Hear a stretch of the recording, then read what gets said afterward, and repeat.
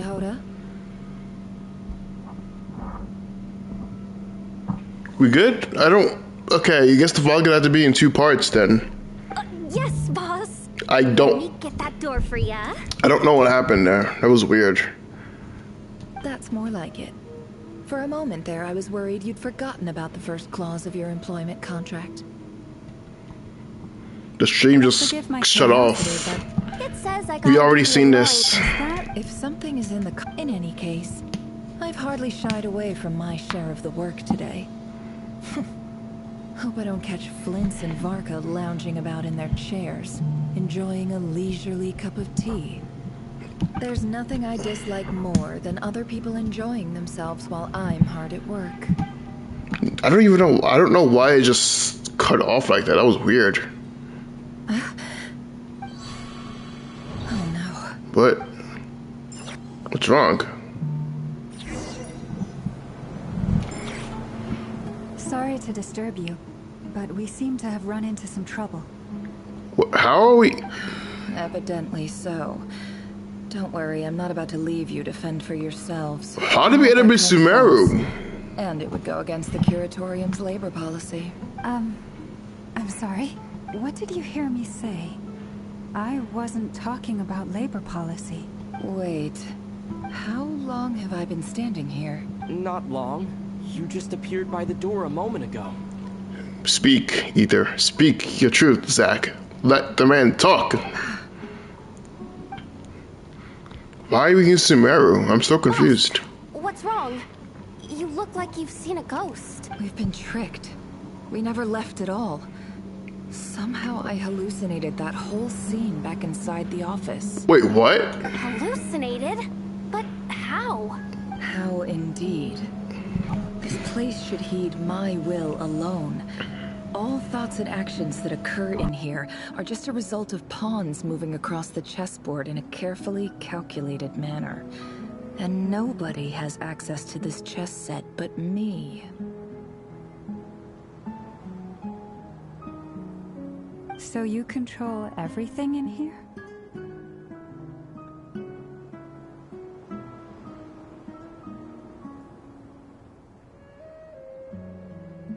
More or less. But yes, it's a special technique of mine. Has anything like this ever happened before? Only once. It was the first time I used the chess set. Is there any similarity between what happened then and what's happening now? I suppose my thoughts are a little turbulent, which was also the case my first time. Is there anything I can do to help? The first clause of your contract clearly states that I only need your help with things that I'm too lazy to do myself. Meaning, you're not feeling lazy right now? Meaning, this is not something Yehoda can help with. The chess set is a personal treasure that I alone understand. I must be the one to find our way out of here. Boss, it's fine. Really. Let me do something useful. Oh, listen to you. Whatever would I do without you, Yehoda? What? Really? Yes, really. Where would I ever find another employee as obedient and servile as you? God forbid anything ever happens to you. Oh, okay. He's just picking expressions, man. Well, anyway, I was thinking of fetching some water. There's gotta be a source around here somewhere. I suggest everyone finds someplace comfortable to take a rest. We gotta conserve our energy. Even though all this chess malarkey doesn't exist in a physical sense, mentally speaking, it's all real. And so is our tiredness and fatigue. You don't want to dismiss mental fatigue. Just because it isn't physical doesn't mean it's any less serious. But anyway, I got your backs, so don't worry about a thing. Don't I have the best employees?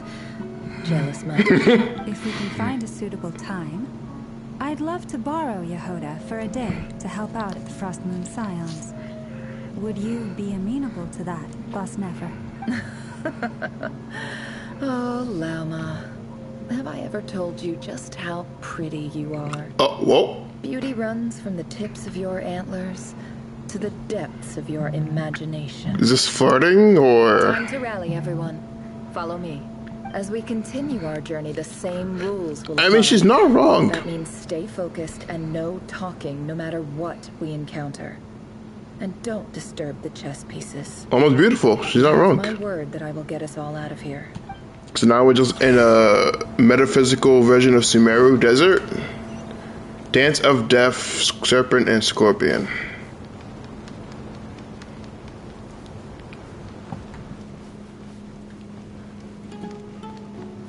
This place looks familiar. That's not a good sign. Wait, are we seeing her memories now? Wait a second, hold on. I wasn't expecting visitors at this hour. Wait, is that? Oh, it's him. Who? There you are. Sinue's been looking for you all day. I think he has some news for you. Oh yeah? What were you doing just now, Uncle Retinue? Hiding away some more loose change? I know I saw some Mora. What do you mean loose change? Oh, come on, I'm too old for this. Just pretend you saw nothing.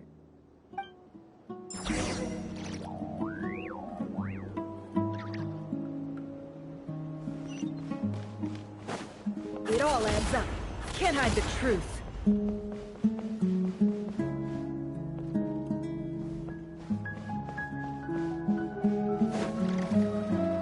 Hey, kid. Mind telling me what Sinuhe's been up to recently? I'm trying to get in his good books and I need a way in. Get in his good books? Why? What do you want with my dad, Uncle Apepi? I've written a new song. I was hoping to showcase it at the next festival, but I'll need his approval. A new song, huh? I'd love to stay and listen, but unfortunately, Uncle Retinue says my dad's looking for me. Well, there's plenty of time and I'm not going anywhere. See that pile of stones? I'll be sitting there warming up my vocal cords. Come find me when you're done. Pile of stones. Got it.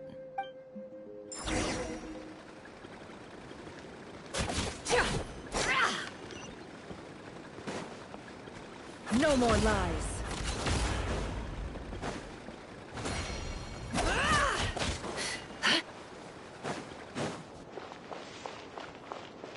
Hi, Dad. Uncle Retinue said you were looking for me. Okay, that's an old man. Ah, there's my little princess.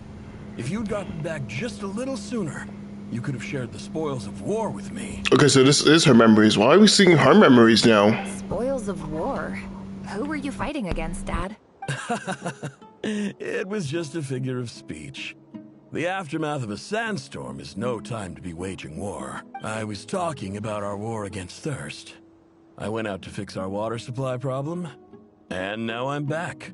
Which means... We have a well again! That's right. I found a new one and brought back as much water as I could carry. It should last us for a good while. If it wasn't for these blasted sandstorms, our wells wouldn't be caving in. And you wouldn't be spending all your time out searching for new water sources. As the chief of our tribe, I'm supposed to be leading us out of hardship and poverty, onto better things. You know how prosperous our ancestors were. I've told you all the stories. And look at us now. Squeezed into these hovels. No one would choose this, if it wasn't for the endless wars over the years. But things are looking up. I started working with some folks from the academia a few months back. They gave me some contacts in return for my assistance in the desert. So you're the academia's helper now? Special ambassador, they call it. Think of it as a partnership. It's nothing bad, okay? We've been isolated here in the desert for too long. Seeking opportunities elsewhere is the best thing for us, and the fastest way to progress. So, do you get anything good out of being a special ambassador? Of course. My luck's improving all the time. One day, I swear I'm gonna lead us out of this place. We'll find somewhere new. Somewhere better.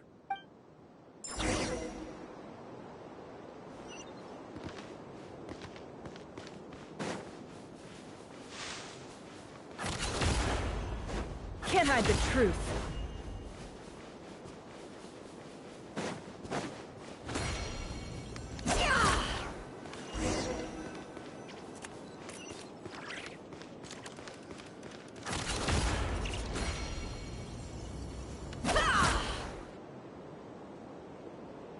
That's our well, and you know it. You stole from us. Well, you've gone from chief to thief, and now you have to face the consequences. Uh-oh. Did you really think you could take our water without permission and get away with it? You're either brave, stupid, or both. And that Special Ambassador Act? Yeah, nice try. We spoke to the academia. They said it was all news to them. You're a liar and a cheat. Oh no. Did I kill her dad? Oh no. I heard Yehuda gasp, but I don't blame her.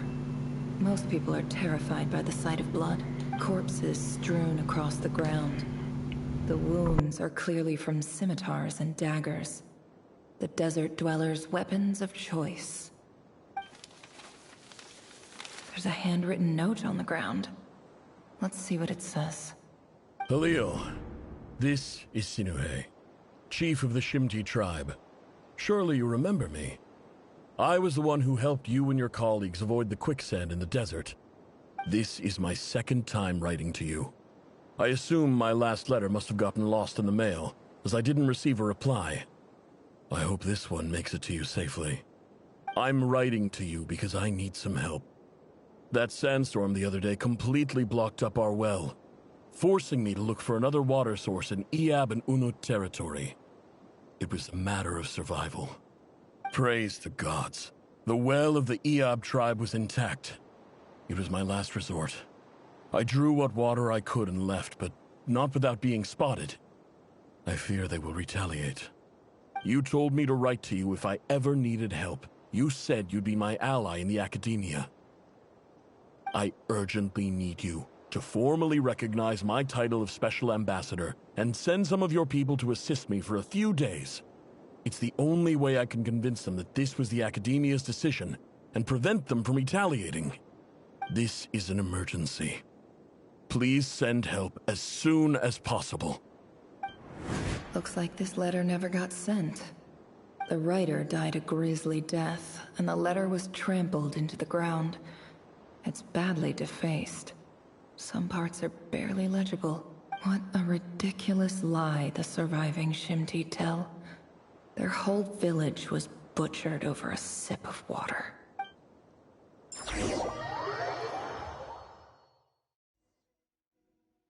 Ah, officer. Welcome. Welcome to our humble village. I thought you would at least have the courtesy to provide some respectable libations. This is the finest wine Aru village has to offer. I promise.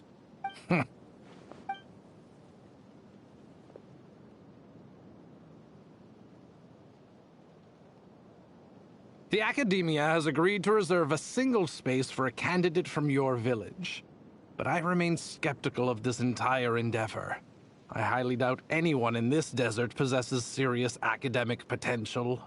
Please, have faith. If not in us, then in our god. The child we found shows great promise. I beg you, take her away from this place. Give her a chance. Don't let her talent go to waste.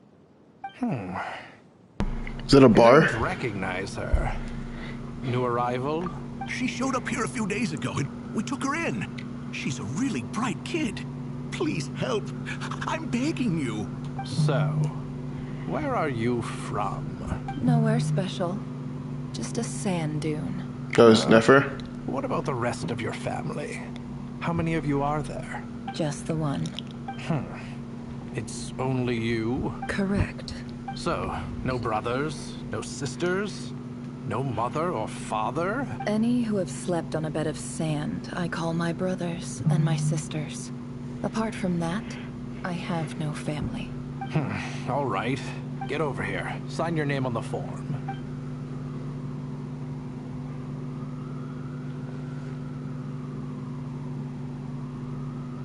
Never? You're rather fair-skinned for a desert dweller. The hell is that supposed to mean? But what is that supposed to mean? That racism? Oh, now we're in the... Okay, we need academy. I've been here in a while. I supposed to marry no Hoyocreators, so that's probably part of it. Is that a czar? Please tell me it's not a czar. This term's assignments have been issued already. Please read through the materials thoroughly, conduct your own additional research, and then write an essay on the topic. Oh, brother, I get it. I gotta go back to... I gotta go back to college soon. Don't remind me. Yes, Professor, I'm aware. I just had a couple more questions I wanted to get your perspective on. Oh? Please, ask away. Well, I saw the other students' problem sheets, and I couldn't help but notice that my assignment is much easier than theirs. Oh, like prejudice? Do you really think I'm a weak student? A weak student? Goodness, no. Quite the opposite. You have a sharp mind. Almost too sharp. I think what you're saying is, a weak student wouldn't have noticed the discrepancy. And if they did, they certainly wouldn't complain about the lighter workload. You see? Sharp as they come. You see things the way they are. And I'm sure you know why they're like that. Because of where I come from. Because I'm different. I'm sorry, Nefer.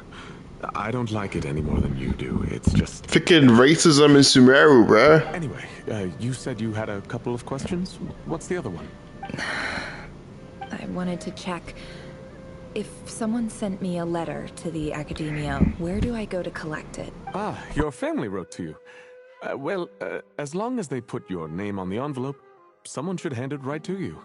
Not exactly. It's not even a recent letter. I was just curious where the mail would end up if no one collects it. The House of Dana, I expect. I know there's a box for unclaimed mail somewhere in there, probably sitting on a shelf. Whatever you're looking for, that'd be the place to start. Okay, got it. Thank you, Professor. Oh, don't mention it. Honestly, I feel like I failed you. I'm supposed to be your teacher, but I haven't taught you anything. Hey, don't say that. You're a great teacher, and you do your best for all your students. But the rules are the rules. You're not allowed to teach students like me. Holy freaking racism, bro. It's not just the academia either. The whole world bends over backwards for the successful and leaves the losers to suffer and die. That's kind of dark. Oh, my dear child. Don't tell me you've given up on life already. I haven't. I just think that if you want to make it in this world, you have to find a way to become successful. Shima, baby! No more lies. Can't hide the truth.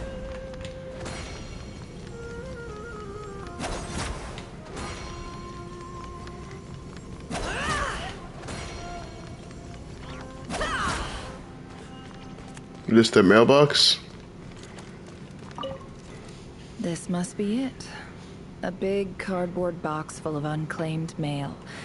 And probably some letters that ended up here by mistake, too. Let's take a look. Isn't this illegal? Going to someone else's mail? Like, is this like a crime?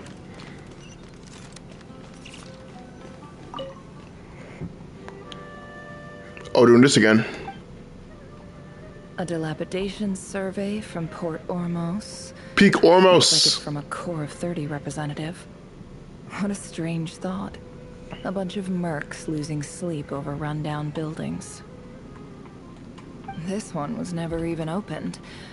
I guess the recipient didn't care what the Core of 30 had to say about anything. Who was it addressed to? I don't recognize the name, but it must have been a Ksharawar professor. This one is addressed to the Immorta Sage. The title is Changes Observed in Satyavada Life Symptoms. Why do all these letters read like full-blown dissertations? Guided by the incense, we became lost somewhere in the forest. All the barriers between levels of consciousness disappeared as our minds soared around in circles, looking for a branch to seek refuge on. In clinical terms, these symptoms fit the description of incense poisoning. The Amurta Darshan strictly prohibits the use of hallucinogenic substances, but I believe there are still people getting away with it. For example, my neighbor who always breaks out into song and dance after using incense. They're just high. They're just high. That's not incense. That's just weed. This seems like something the academia would want to know about. Why wasn't it collected? Wait, what's this written on the back? Fine print. It's so small. The note says, "The sender authored this letter while under the influence of mushrooms. I would send it back, but no return address was provided. Stamped by the Grand Conservator of the House of Dana." This next one is addressed to Grand Sage Azar? That piece of shit. A few words of protest regarding recent changes in Sumeru's educational policy. If you know about that freaking slime ball. In recent years, the academia has taken on a small number of students from the desert region, as per the policy to this effect. However, it appears to me that these students have not, in fact, been this is his doing. Educational opportunities Makes that sense. are, in any meaningful sense, equal to those enjoyed by their peers. Equality for all. As well as receiving dumbed-down assignments and perfunctory tutoring. They do not even have full access to the Akasha system. Oh shit. Education is the fundamental purpose of this institution, which should go without saying in a nation whose founding virtues Right, like are the nation of knowledge wisdom. and You know, give people wisdom. I ask Insane. you, is the lip service we pay to the policy of education for desert students truly the standard of pedagogy to which the academia aspires? As Grand Sage, policy decisions are your prerogative, but do not forget your roots. You and I were once students too, as was everyone else in this institution. And now you're in prison because you tried to fucking imprison the Archon, so now you're in jail. Good job. I do hope you will give some serious attention to this matter. I encourage you to discuss issues like this with myself and others, and listen to some alternative opinions. Great letter. Shame it didn't get to where it needed to go. Even if it did, he probably wouldn't have read it anyway, and that's just the kind of freaking prick he is. And the sender is... Sage Cyrus Spontamod. Oh, Sino's teacher. I didn't realize anyone else even knew how bad students like me have it in this place. So this is where letters from the Sage of Spontamod end up? Nice one, Grand Sage. Really enlightened leadership. We all hate Azar. Yes, we. You and me. We all hate Azar. Whatever. This isn't what I came here for. Moving on. I'm not exactly holding out hope that a letter sent from the desert would even make it here. But if it did, where else would it end up if not in this box? I can't believe how much discarded mail there is. Must have been years since someone last went through it all. And this is just one box. The whole House of Dana is boxes on shelves. I don't believe for 1 second that any human being has sat down and read through all the documents in this place. Who has that much free time on their hands? Wait, could this be it?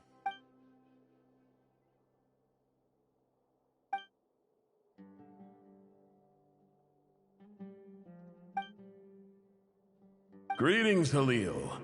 My name is Sinue, chief of the Shimti tribe. I was the one who came to you and your colleague Zaid when you ran into trouble in the Great Red Sand. I don't know how well you remember it now, but I brought you to safety and gave you some water and other supplies. You seemed very pleased, and told me your name. In my tribe, learning a person's true name is serious business, and I therefore see you all as friends. You were kind enough to leave your contact details, so we could stay in touch. The Shimti tribe lives a harsh, nomadic existence in the desert. The Shimti tribe lives a harsh, nomadic existence in the desert. You were sympathetic towards my plight, promising to make me a special ambassador of the Academia and help us find a way to make a better living. This brings me to my reason for writing. Our tribe has fallen on particularly hard times, and I would like to ask for your assistance. There was a terrible sandstorm a few days ago, which blocked up the well in our land. To ensure my people's survival, I had no choice but to venture into Iyab and Unut territory in search of an alternate water source. The Iyab and Unut are descended from the Thamudians, while we trace our ancestry to Tulatala. We worship the Lord of Flowers and have had relatively good relations with our fellow tribes up until now. I found a well belonging to the Iyab tribe. They declined to help us, but I really had no other option. So I took some water to keep me and my tribe alive. My actions are certain to incur their wrath. When we met, you assured me that you would be my ally in the Academia. I would like to take you up on that offer, because I really need your help. I wonder if you could send an Academia representative to meet with me. That aside, the last time you were here, you mentioned that the Academia had started accepting students from the desert. And I told you a little about my daughter, Nefer. We have next to no resources here in the desert, and my power and influence are limited. Would you consider enrolling my daughter at the Academia? She is a smart girl. I know she won't disappoint you. From the outset, the Academia never took you seriously. Those things they promised were just empty words. I doubt they even remember the name Sinuhe. And you were so emphatic that your luck had finally changed for the better. You swore you'd lead us to a better place one day. You spoke with such conviction, like you were the most powerful chief in the whole desert. You liar. You lied about everything. You promised the world and delivered on none of it. And who fell for it? Just me, by the looks of it. Despite your best efforts. Which makes you a pathetic liar. You weren't even any good at it. I think I'll take over from here. Let me show you how it's done. I require to use the bathroom, so I'll be right back.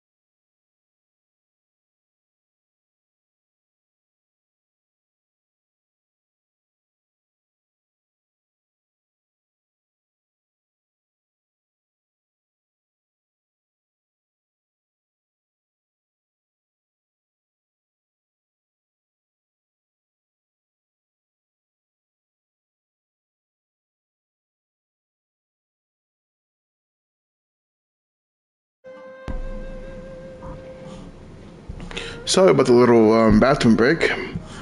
I clearly ate something bad because my stomach been hurting all day. But I want to get this AQ done before Saturday because I have stuff to do on Saturday, and I want to see if we get taken down. So, the sooner we beat this guy, the better. I just came to say goodbye. Thanks for everything you've done for me in my time here. Nefer? You packed your bags. Where are you going? I'm quitting. Something's come up in my hometown. Oh, she dropped out? I can deal with it. Huh? But this was a hard-won opportunity for you. You know that better than I do. It was. But it doesn't matter. I have more important things to deal with, and they can't wait. Oh, and I didn't want to overfill my bags, so I left some incense on your desk.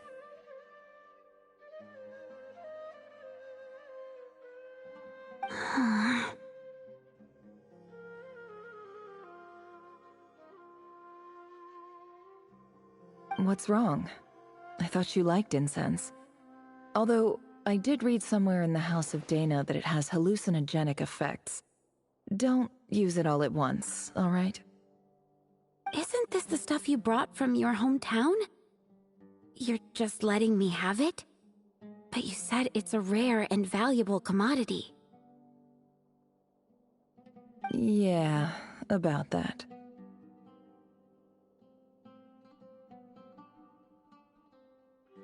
I lied. It's not rare at all. There's this bunch of ruins near my hometown that are practically overgrown with this plant. It's not worth much.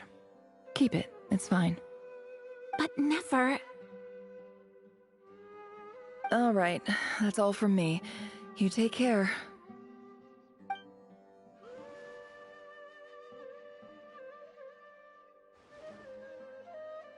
Don't forget me, okay? I mean, we're more than just classmates, right? We're friends. Yeah, I'll remember you. And they were classmates. I lied again. That incense is worth a fortune, and it's a rare find even in those ruins. And as for remembering her, I have far too much to do when I get Damn. Kinda sucks, but hey, it happens sometimes. I'll be lucky if I even make it through this alive. But either way, I expect I'll forget you pretty quickly.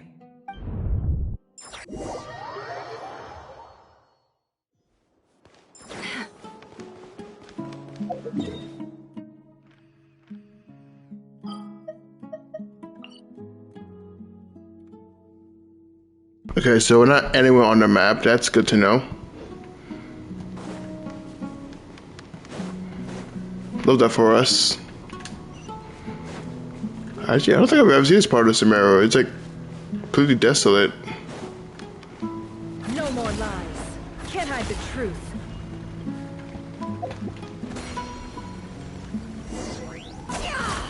The lab chief?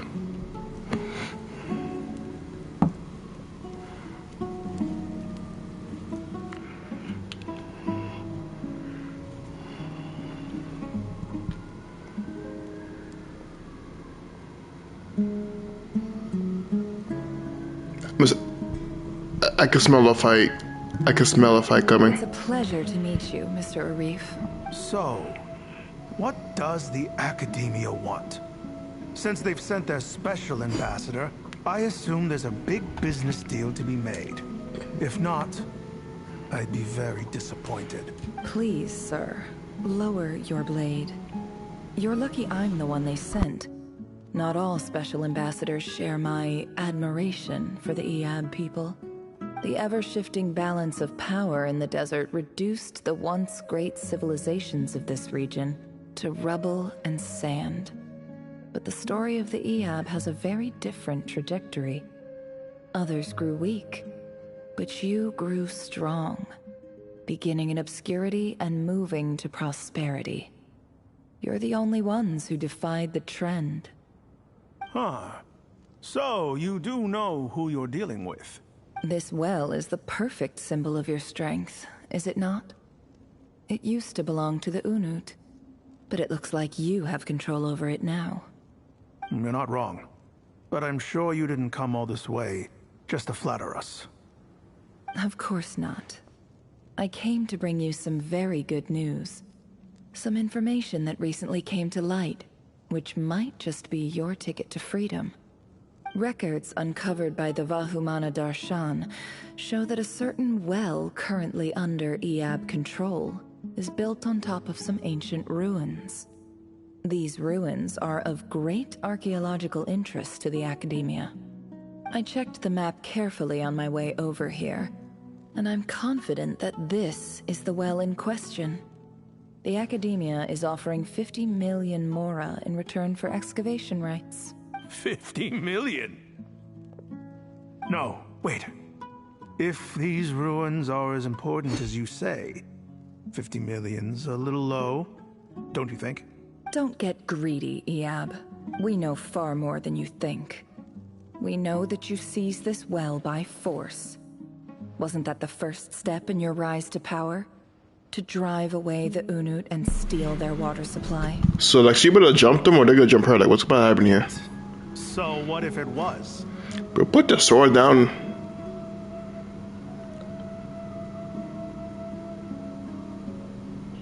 Don't worry. As unscrupulous as it was, it's something we're willing to overlook.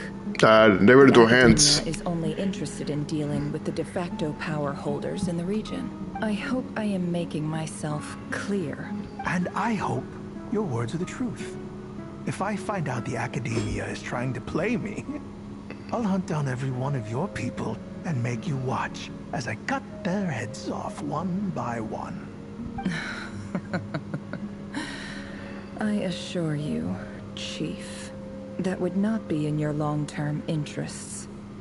You don't want to make an enemy of the Academia. I mean, Aether did, and look how things turn out. Things are great to me right now because of that, so I don't know. You see how I'm dressed, don't you? I appreciate that you've never been to the rainforest, but surely even you recognize an ambassador's attire when you see it. And what does a barbarian like you have to lose anyway? Oh.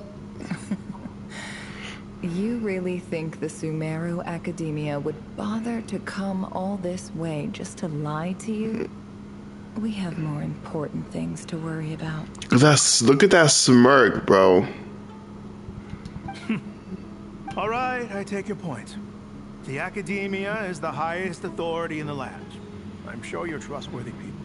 In that case, we have a deal. We will sell you the excavation rights. I'd like to thank you, Ambassador. This is good news indeed. Excellent news. In fact, it calls for a celebration. Would you do us the honor of staying a while and enjoying some Eab hospitality? Gladly. I am partial to wine myself, and I trust you are as well. So let's indulge in a few drinks together, in celebration of this momentous occasion.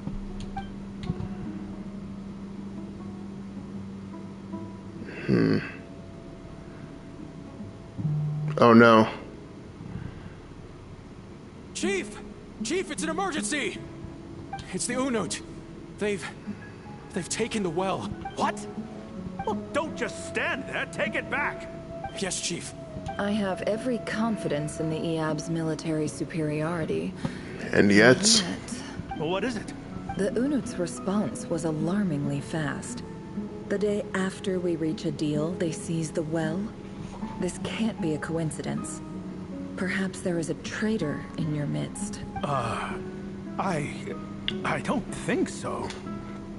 I am obliged to remind you, Chief, that the Academia will only deal with the de facto power holders. If you cannot regain control over the well, I'm afraid you won't see a single mora of that 50 million. No! Please, Ambassador, just give me some time. I swear the Unut will not get away with this. That well is ours. And so is the mora. Glad to hear it. I will wait here for an update. If there is a traitor, I will find them. In the meantime, make yourself at home. I'll report back as soon as I have an update. Much obliged. Wow. All it took was a few words and I've got him wrapped around my finger. What an amazing feeling. So, in summary, Ambassador, the Academia would rather negotiate with our tribe instead of the EAB, yes? The EAB are ruthless murderers who don't listen to She's reason. playing both sides. And now they have the gall to interfere in our research projects in the desert region.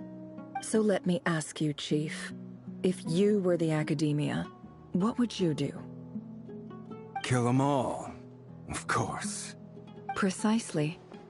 The Academia does not tolerate those who stand in our way. The EAB have held back our academic pursuits for too long, and our patience is wearing thin. At the same time, there is simply no way that the Academia can be seen to be intervening in desert affairs. I'm sure you understand where I'm coming from. We have our own rules out here. If the rainforest dwellers raised arms against a desert tribe, you'd start a bloody war. Right. We can't confront them ourselves, but we can support their enemies. The Unut have always had strained relations with the EAB, which makes you our natural allies. Natural allies. Weren't the EAB your allies once? You were quick to send them after us to protect your interests back when we stole that water. And now look at you. You're at each other's throats. Let me be clear. The Academia wishes to collaborate with the legally recognized rulers of the desert in this matter. We are asking for excavation rights to that well, and our offer is 50 million mora. Say no more. I believe we have an understanding. Good. Then I suggest you get to work. Get us access to that well, and the mora's yours. You see, Dad? Lying is easy when you know how. People will believe anything. Top tier gaslighter. Oh, okay. I thought it almost died. No more lies.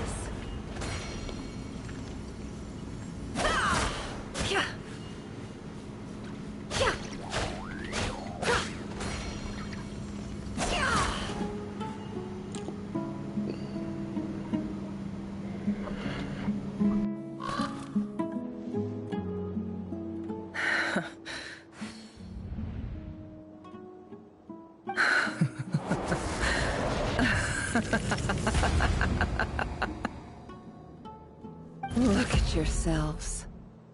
You may be vile, savage monsters, but your butchered bodies bleed like any others. You're no different. You're nothing special at all. I'm scared. The monsters who destroyed my home, they're just ordinary, petty human beings. What a joke. I think we're even now. Maybe I've even done the desert a favor. It's a better place without all these people around. Oh, Sinuhe, my gullible fool of a father. Perhaps if you'd been as ruthless as I was today, our tribespeople would still be alive. In this dog-eat-dog world, a chief needs to be tough to survive. But you couldn't do what had to be done. So I did it for you. Nefer, it's okay. All of this is in the past now. I believe I remember you promising to remain silent. Yeah, but even so... Yehoda, is there anything you can do to ease the tension? I'm counting on you. You got this, Yoda. Go, do it. Alright. Do your thing. Sharp turn onto a completely different topic. So, anyway, that's enough of that. When are we getting out of this place? Feels like we've been walking forever. I'm getting pretty tired. Oh, Alma, you tired? Sonia's amazing. When they bully all grades in a good game of dog. Why you, what? You leave them as corpses? Yes. If we can find somewhere to sit down, I could certainly do with a rest. Also, I see you change your name again. It's not far now. There should be a temple just up ahead. It's a situation where you can conclude. I can't fucking speak. Yes. Really? A temple? Their That's name. where this story ends? I guess that's how things go in the desert. Yeah, we've been River Sinai once. Desert dwellers can never escape their destiny. Or so everyone says. I never wanted to believe it, but looking back now, I'm as desert as they come. You mentioned a temple. What's waiting for us there? Death, probably. My biggest trade secret of all. Ah. Then I'm guessing it's where you got your power from. The power to peer into other people's minds. I didn't know you were clued up on any other religions. I'm no expert in the history of Sumeru, but since you come from the desert... Oh, Deshret. It has something to do with King Deshret. Sounds impressive. My connections with friends and this stuff. Oh, I know who you mean. General Mahamatra Sino. The spirit of Hermanubis dwells within him. Next banner, it should be Jean. No, not Jean. Not. That's Boss Neff. Yehoda and Durin. Sino's hardly a figure of obscurity, but I know about Sethos too. What about him? Is he a big deal or something? Well, he's not a small deal, let's put it that way. Please, this is the... Durian, yes, my favorite character, Durian. Save the flattery. Thanks for your patience, everyone. I'm sure it's been a lot to take in. With any luck, that's our exit just up ahead. So she got all these people killed out of revenge? It's kind of nuts. Even I'm not that crazy for vengeance, and I have reasons for being angry at the world.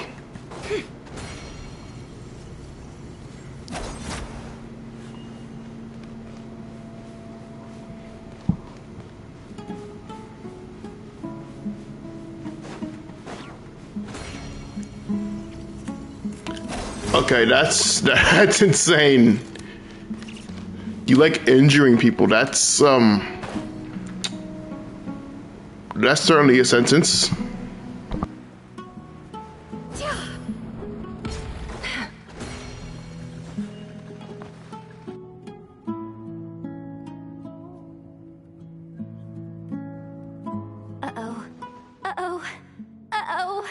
I'm totally out of my depth here.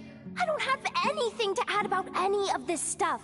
Like, look at that statue, for instance. Huh? You deal with us at what? I want to do the whole name-dropping, this girl knows her stuff thing too, but I've never seen anything like it before. A statue with the head of a bird. That's Thoth, the Ibis King, one of the 7 pillars of King Deshret. The legends say that he, the Crocodile King, and the Goat King were the 3 retainers of King Deshret. Let's take a look.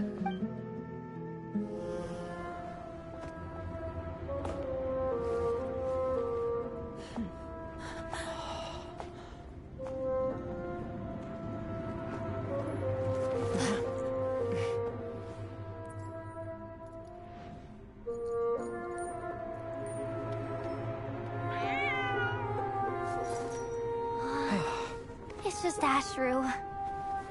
So, all is well?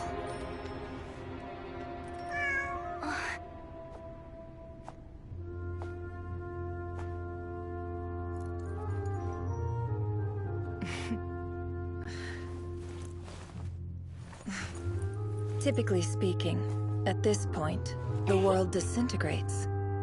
Then we find ourselves back in the outside world. Besides, these are my memories. There's nothing to fear. You're sure? Of course. It's almost over.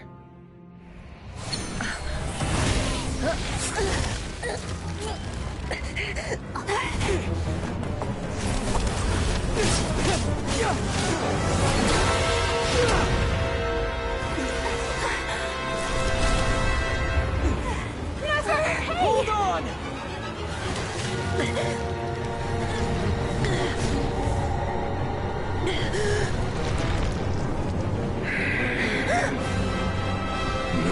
too much is always a death sentence. Speak for yourself.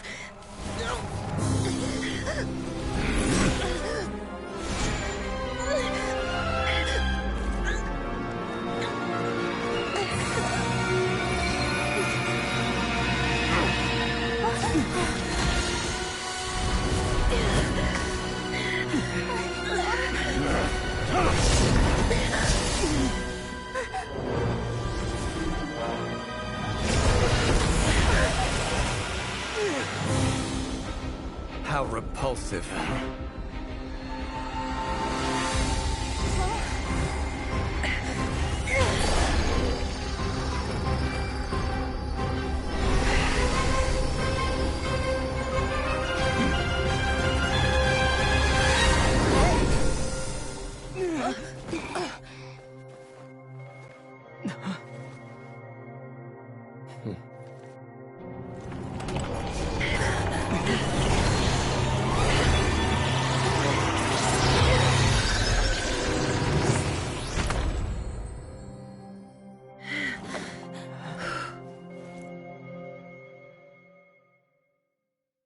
Yeah, the goat's here.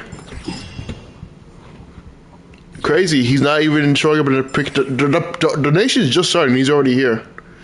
Yeah, you do. A lot has happened. Good job, Columbina. It's okay. I'm just glad no one was hurt. Paimon noticed you doing something too, Dainsleif. Were you helping get them out? Why is he ore farming?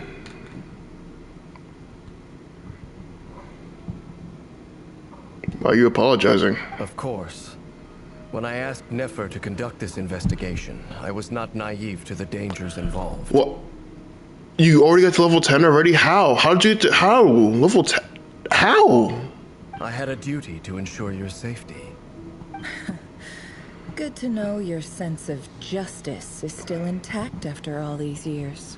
I take that to mean that you saw the truth. That comes as I a see. great relief. And like, how long did it take? Like, on average, if you have to make an estimate, like, how long did it take total? I certainly did. And thanks to your help, I also managed to trap Rerir inside the chess set. Whoa, really? How'd you manage that? Well, to be honest, Yeah. I sensed that something was wrong long before we made it to the temple. Yeah, like, how long it took total? By using this fragment to probe into Rerir's past, well, the monster formerly known as Rerir. It seems I alerted him. I was tracking him, then he caught on and started tracking me too. Can't say I'm surprised. But how did he track you through your thoughts alone? That shouldn't be possible. Rerir was a secret agent who reported directly to the Vinster King. He is an expert at finding a trail and hunting down his pursuers. No wonder. He infiltrated the chess set, read my thoughts, and built a new virtual chess set inside of it. That's why we weren't able to leave at first. Speaking of your chess set, it's quite a remarkable item. Would I be right in thinking you have some connection to King Deshret? You overestimate me. I only have a connection with one of his Oh my. uncles, the Ibis King. You all saw how this came to be. A long time ago, the Eab massacred my tribe, the Shimti, in our home village. A few years later, I enrolled in the academia, where some new information came to light. The Unut and the Eab fought a bitter battle over the rights to a well, all for the sake of a non-existent 50 million Mora. The Eab ultimately won that confrontation, but their victory came at the cost of almost every warrior in the tribe. The final blow to the Eab came at the victory feast, when an Unut assassin beheaded their chief right before my eyes. The remaining Eab fled and have been scattered to the winds ever since. Having gotten my revenge, I returned to my hometown, where to my surprise, the nearby temple was still standing. There it was, seemingly immune to the relentless hostility of the desert, while my tribal home lay in ruins.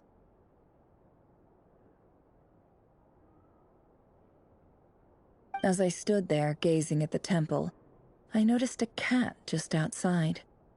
This cat, as it turned out, was home to the spirit of the Ibis King. He led me to a gate deep inside the temple, and there he made a deal with me. This chess set is my gift from the Ibis King. The chessboard within is made to the same specifications as the one in the mausoleum of King Deshret, and represents his power of piercing analysis. With this chessboard in its container, I gained a certain ability to perceive hidden secrets. Now, you could conclude that the Ibis King simply wanted to give the people of this world the power to seek the truth, but I don't believe that's the full story. Every god plays favorites. Their hearts are as fickle as any human's, full of secrets, perversions, egotistical tendencies. But precious few gods are willing to admit this. It is the same with all powerful forces, including fate itself. Their gaze falls preferentially upon a select few. As you rightly point out, this is an act of favoritism. If you're alluding to the Abyss, then yes, I agree.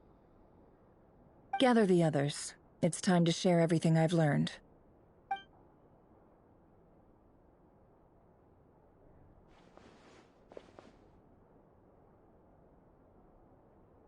Thank you all for being here. As promised, I did some further investigating into the Raker of Solnari's background. I am pleased to report that the investigation has been most fruitful indeed. The Raker of Solnari, real name Rerir, was once a Conrian subject who served the Vinster King. I will now share the important details of his story. Please save any questions or comments for the end.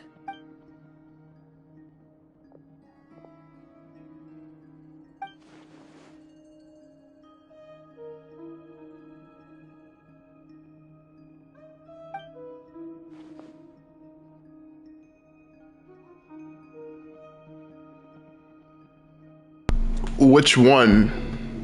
There's like four. There's four people on screen right now. Which one?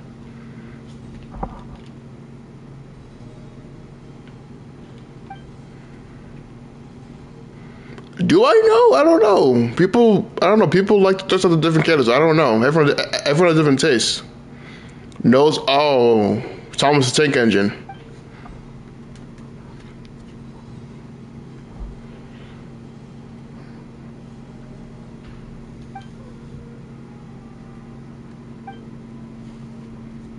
Yeah, it's exactly Thomas the Tank Engine. So that's why he's so obsessed with the moon. Grandmaster of Sodor. A tragic tale, to be sure. But it does not excuse his many transgressions. Man, they got thick ass thighs. I didn't even notice. Like, damn, this thing is thick. No matter how much Rerir suffers. Oh yeah, he's animal. The fact remains. I saw the vision. He is what we know today as the Wild Hunt, wreaking havoc upon innocent lives in Nod-Krai. The sword aged up 30 years. Why does he look like this? He becomes more dangerous with each passing day. I see it though. If left unchecked, it is simply a matter of time before all of Tevat suffers. Yeah, Animo, I see it. This is a threat that the Knights of Favonius cannot ignore. A question for Miss Columbina. Forgive me if this is presumptuous. Ruriku. But have you ever seen the spatial gateway that appeared in Rerir's memory? Never. But I have heard stories of something called the Moon Gate. And this seems to fit the description. So that's why he wants to kill Columbina, because he lost his girl? I mean, that's just a rough summary of it, but that's pretty much it. Any thoughts on this? That still feels kind of extreme. In the lore of the Frost Moon Scions, the moon is believed to hold many secrets. Some sources speak of ancient knowledge, others of a gateway to the unknown. The term Moon Gate is one I have heard before. But as is the case with all of our legends, there are no records of any first-hand witnesses. We cannot know whether it truly exists. Then back to Miss Columbina. As a moon goddess yourself, do you have some idea of where the Moon Gate leads to? Not at this stage, sorry. I do hold the power of the Frost Moon, and my strength is recovering well. I can sense that the gate would open at my command, but... But there's more to the power of the Frost Moon than that? I feel like him being anything but animal would have been weird. Yes. A moon goddess has the right to open the moon gate, since it is a path to the moon. But as Nefer mentioned, holding open a spatial gateway takes a huge amount of power.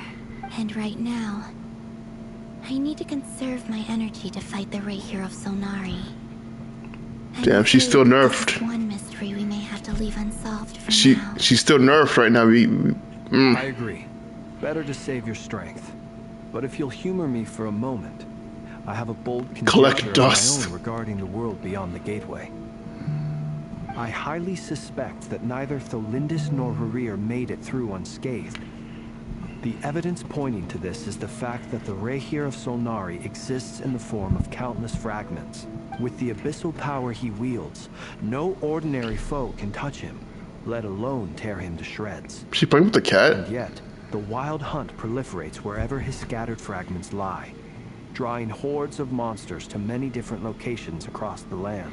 Yeah, she's just vibing over there with the cat. So your theory is that Rahier was physically torn to shreds by some powerful force? Hence, why the Wild Hunt is a distributed phenomenon, rather than a unified one? Makes sense to me. Explains why the Wild Hunt is so pervasive. He doesn't give a shit. Why he's been trying to piece himself back together. He was whole to begin with, and he wants to be whole again. Without the power of the Abyss on his side, he almost certainly would have perished the moment he was torn apart. But the Abyss, much like a curse, has kept him alive. I could not agree more. The power of the Abyss is most surely a curse. He would know. It is a compelling explanation, and one that accords with Dumbass. whoa! Abyss creatures. Whether the life form in question is primitive or advanced, if a curse has extended its lifespan unnaturally, it will continue to survive in spite of everything. I feel it's on his freaking neck. This raises it's right there. Interesting questions. I will run some experiments and see if there is any validity to my suspicions. That being said, regardless of whether my research bears fruit, I would like to thank Miss Nefer for conducting such a thorough investigation. Already, it has greatly enriched my understanding of the entity we face. My pleasure, Mr. Albedo. I too hope that the information I have shared today proves useful as we look to formulate the next stage of our plan. Hey! What is it, Dainsleif? You look really upset! It's just... when I think of the man I once knew as Rahier, I struggle to understand why things had to turn out like this. The two of you used to be friends, didn't you? I don't know if these words will bring any comfort, but my heart goes out to you. Mine too. We can never know all the hows and whys of the way things are.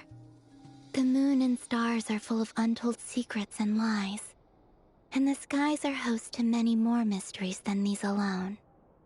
Yet, none of that can begin to compare with the complexity of human life. Chibi Hara would easily sell millions. I can see it happening if they make Those are one. the first comforting words I've heard in a long time. Thank you both. Look at his smile. He's smiling. Okay, Miss Liv definitely lost her mind at this. Well, I think this is a good place to end today's meeting. I'm sure Nefer needs some time to recover. Look at her just standing cutely in the background. An awful lot today. That's very thoughtful of you, Lama. Some for good. Okay. Of course. Sounds good to me. Take some time to rest and digest before we reconvene to nail down a plan. I mean, yeah, but I don't like the idea of people going into your order. It's kind of weird.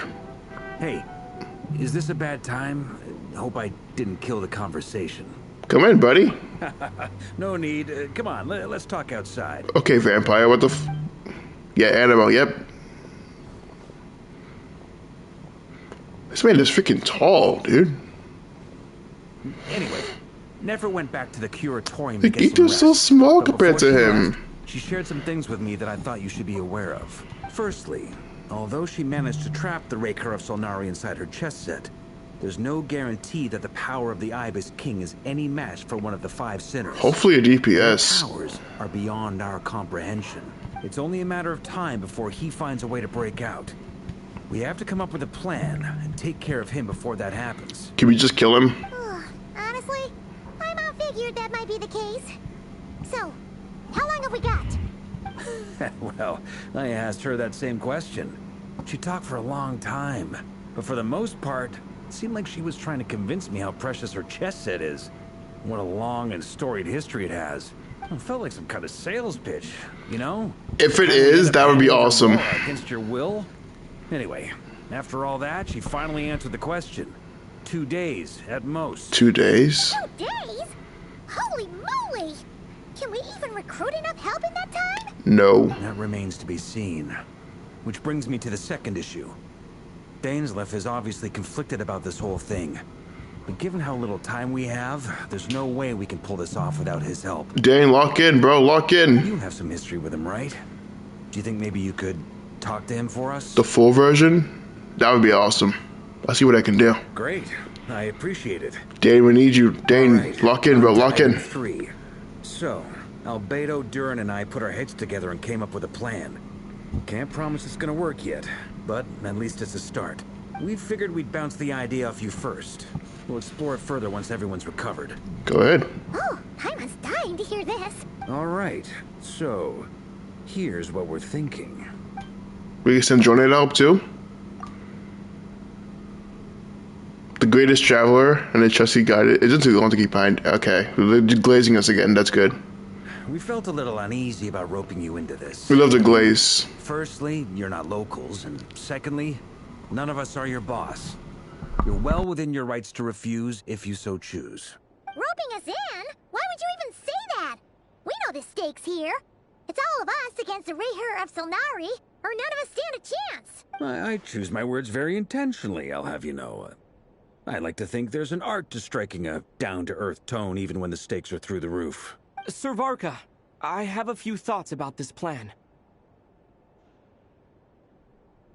I'm all ears. I think we can be more flexible with how the roles are allocated. In my view, the most sensible lineup would be like this.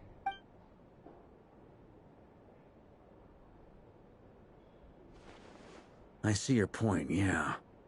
But if that's how we're going to approach this, you'd better make sure you're ready. To be clear, I don't doubt your abilities. Far from it. I just want to make sure. Are you really willing to take all this on? I want to do everything within my power. The Rayher of Solnari is a truly fearsome opponent, and if I do my part, it'll greatly reduce the risk for everyone else involved. Well, that tracks with what I've heard. Jean's mentioned in her letters that you're so diligent it's almost abnormal. As in, most people weigh up the risks and rewards in situations like this. But you seem to just march towards danger without a moment's hesitation. Of course, everyone appreciates a fearless pioneer. But all that aside, I'm the Grand Master of the Knights of Favonius, and you're our honorary knight. I want to make sure your courage doesn't come at the expense of your safety. Thank you, Sir Varka. I should be the one thanking you. It means a lot to have you on board. I'll give some serious thought to your suggestions.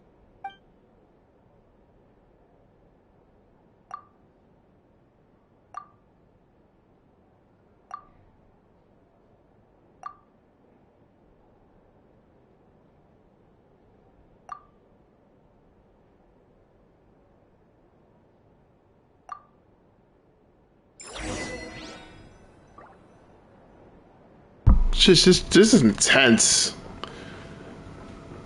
Like I thought Nala was nuts. This is nuts. Like, I feel like back-to-back donations. Oh, an FO. Hey, Dor, why are you here? Well, Dory.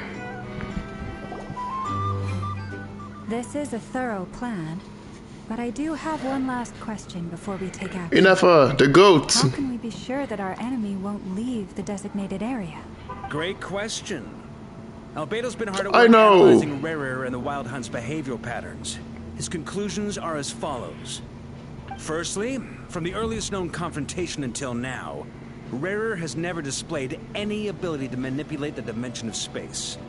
so it's unlikely he has any power in that domain. Okay. Secondly, he seems to have a particularly strong vendetta against our group.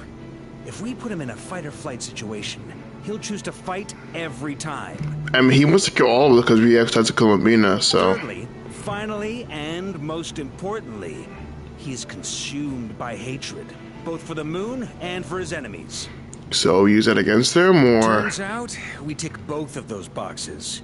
We have a reincarnated moon in our ranks, and a spy who accessed his private memories without permission. He'll be baying for blood, not looking to escape. As someone who's had their fair share of interactions with the Wild Hunt, those all seem like valid observations to me. Understood. Then I will defer to the verdict of the group. Well, everyone, that's the plan in full detail. Albedo and Durin are carrying out their part as we speak. Plan approved. Scheduling. Okay, any firepower you need, I got you covered. Let's light this baby up. I need her to meet Klee. The Frost Moon Scions are behind you as well. And the rest of you? We're in. Let's kill this bit. No objections? All right, then it's settled. This is the plan we're going with. But why is Dory here? Hold on a second. An old tradition of mine. Anyone who wants to back out, now's your chance. Wait, we can still back out of this? Why? Everyone says things they regret, right? I don't want anyone feeling trapped because their mouth said yes before their brain had time to think things through. A very people-first approach. I hear that's common practice in the Knights of Favonius. Heh. Who'd you hear it from? D-Luke? Huh? We don't use people's real names at work. She knows D-Luke? This contact will be known only as Owl, please and thank you. She knows what? This plan can only work if everyone does their part. Flint's and I will absolutely support it. I didn't know that. We shall indeed. Look, you mean obviously. That doesn't mean she knows him. That was just Traveler telling the stories that they went through. Also, you are the last person I expected to see here, Miss Dory. Yeah, what are you doing here? It's not often I get called Dory in a work context. My peers usually call me Lord Sangamabe. Yeah, I'm never calling you that. So, the longer your name, the higher your net worth. Is that the idea here? Oh, she's so innocent. In that case, Mr. Flint's here must be worth a fortune. That's right, I know your full name. It's... Carissa, that's something Flint's. The walls are thin here. I'd appreciate you keeping that a secret. Okay, fine. I'm actually only here as a favor for someone else. Do you have any idea how much it would cost to hire me otherwise? Oh, does this mean someone out there actually has the power to boss Dory around? Is it Alice? Nicole? It most certainly does not. We have a long-standing and mutually beneficial business partnership. She's actually the mom of a friend of yours. It's Alice! Said mom supplied me with a great little trinket, but now that lady's ruined everything. If I don't start building a little... It's Alice! My whole business in Nod-Krai is gonna go down the drain! Why the hell does Dory know Alice? Can someone explain this to me? Okay. So what exactly is so special about this pendant? It's a lucky charm that a great mage made for me. We have a business relationship, and she was worried that something bad might happen to me. So, she wanted me to have something that can store power to protect myself with. I finally got it all fully charged up with Kuvaki, and then never used it all up at once. Never lost so big in my life. You're right. It was all my fault. I didn't mean to drain all the Kuvaki in the pendant, but I'll make it up to you. You will? Well, in that case, how about you give me your chess set? We can't really do that right now. I knew you'd say that. Well, it's yours if you want it. In fact, take it now, and I'll even throw in a free Raker of Solnari. Deal? But she got jokes. You're putting me in a difficult position here. Say no! What the fuck do you mean? Just say no! River can kill you! Stop! It's a very useful thing to have around. But I have a funny feeling it won't be around much longer.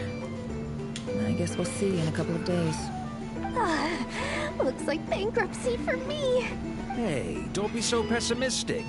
See this through and you never know. You might find a new business opportunity on the other side. An action plan.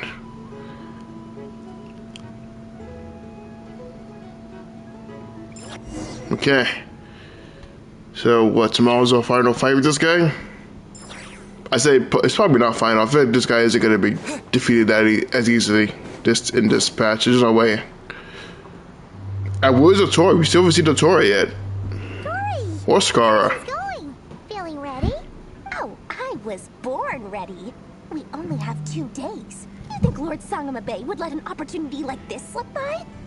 Don't forget, when something's in high demand, the people with the goods on hand get to charge the highest price of all. Even higher than the sellers taking advance orders. Ta-da! See? It's right here. Oh, that's... Oh, it's so pretty. Did you make it? I don't know, you're so cute with your hair. Ether, what do you mean by that? What do you, sir? That can be taken out of context very easily. Don't say things like that. No, I have a supplier. We go way back, so he made me a very attractive offer. Aha! No wonder you were talking about Lucky Charms at the meeting. Kaveh! Kaveh to make them for you. Kevin mentioned. That's not the full story. It actually started a while back as a project between me and the Dendro Archon. Mage Alice once warned me that this world won't stay safe forever. There may come a day when everyone faces a great crisis. Celestia? I passed this on to the Dendro Archon, and she secretly brought together a research team made up of Sumeru's top scholars to invent a technology that could keep people safe. I won't go into the details because it's all very complicated, but if you want to know more, you can ask the Dendro Archon about it sometime. Nahida canonically stalks us. I keep forgetting that. Anyway, point being, it was the Dendro Archon who asked Kaveh to build this little contraption. As one of the top Kashara War talents, he was the obvious choice. Let's go, Kaveh! It took him long enough. He stressed over it for ages. He must have gone through at least a dozen designs before producing a final product. But that's Kaveh for you. Marak delivered it to me a couple of days ago, along with a letter from Kaveh. Could I ask why I'm sending this technology to you? And what's your proposed use case? Has it been approved by the relevant authorities? So nosy. My fault for sending him the research permit to begin with. Surely Nahida must have told him you were involved in this project. He was probably just nervous because you're always so secretive about your business. Could be, could be. Anyway, I just replied, let's hope there never has to be a use case, because it would involve grave danger. Fair enough. But it sounds like he was just being cautious. He probably felt responsible as the one who made it. Or maybe he was asking as a favor for his housemate. He's done that before. Housemate, huh? That was calling it? Housemates? I don't really care that much about this kind of stuff. Housemate, huh? Okay. Either way, all's well that ends well. I'm just glad to finally have my hands on the product. I wouldn't want to be without it, given the potential dangers that lie ahead. Huh? What does that look mean? Paimon's just super surprised.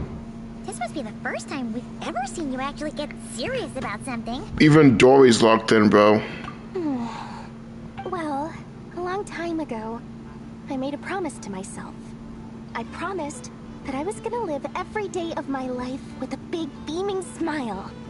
Obviously, Mora plays a big part in that. But there are always gonna be times in life when you have to give something back. That could mean paying back a debt, returning a favor, or showing some kindness. Okay, Dory's starting to win me over. Alice has been a huge help to me over the years. She was the first investor I ever had. And I want my investors to know that Lord Sangamabe is the best in the business. So Alice is why you're here, is why you're where you are today. More than that, no one knows what the future will bring. Whatever happens, I want to make sure the Dendro Archon and all of Sumeru is prepared to face whatever comes. Oh, that? I was just making sure Nefer and I are square. Don't be thinking it was some sort of benevolent act. I'm no saint, so don't treat me like something I'm not. My priority is doing the business that I want to do. So long as my conscience lets me, but it usually does. That's the Lord Sangama Bay business model. Alright, if you say so. I do say so, and that's the whole point. I'm a businesswoman. Don't go trying to figure out what kind of person I am. You'll exhaust yourself. Much easier for everyone involved if you just take my word for it. Oh, and could you two help me get this stuff where it needs to be? Thanks so much. You're my favorite assistants. When did we become assistants? Oh shit, also damn drawing, damn Albedo. Guys.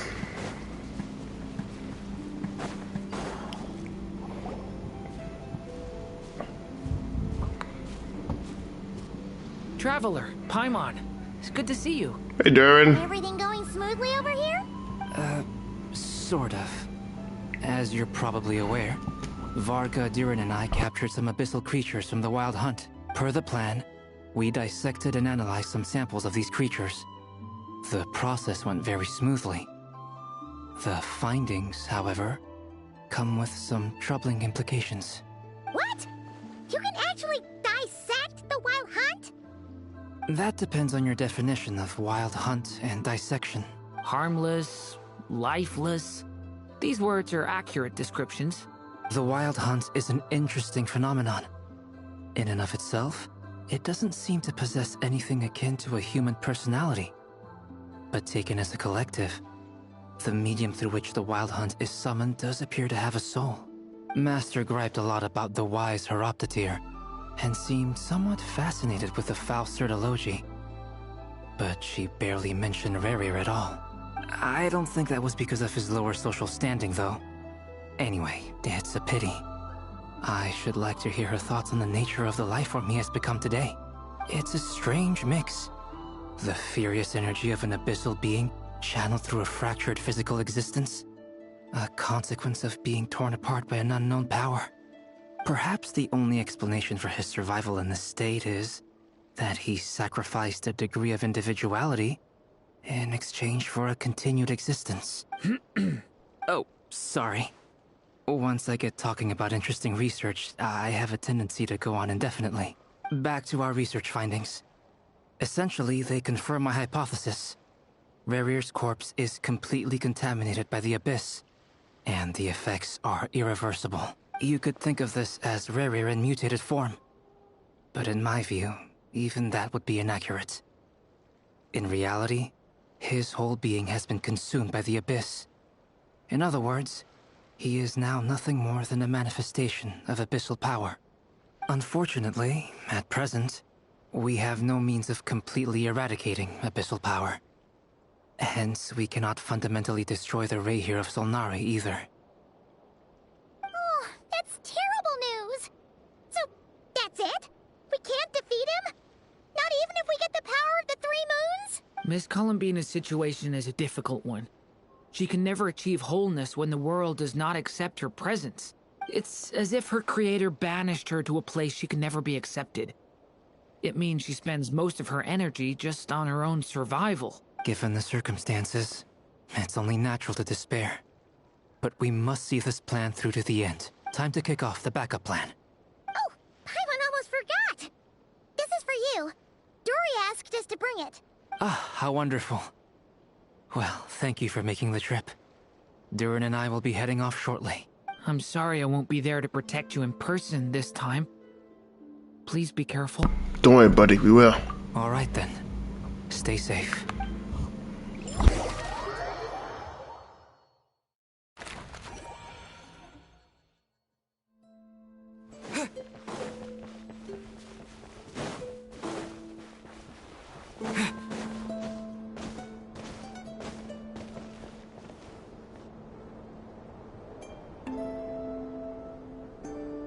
Miss Lauma, is everyone here? Yes. The fate of my flock is in your hands, Grandmaster Varka. Please keep them safe. My lady, what are you saying? Within the next 24 hours, we will face the biggest crisis the world has ever seen. This is not a burden that we deserve to bear. But I believe that we reap what we sow in this life. So I intend to act. I must do what I think is right.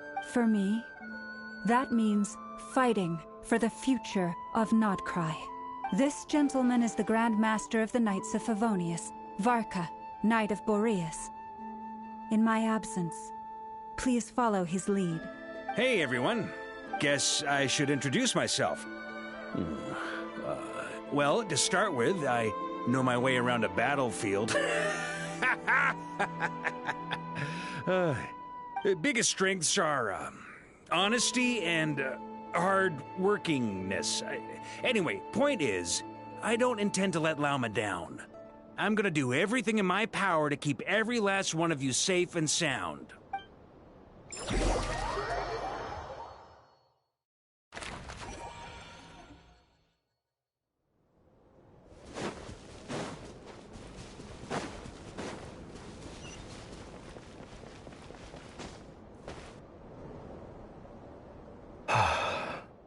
Something on your mind? Miss Columbina, was it?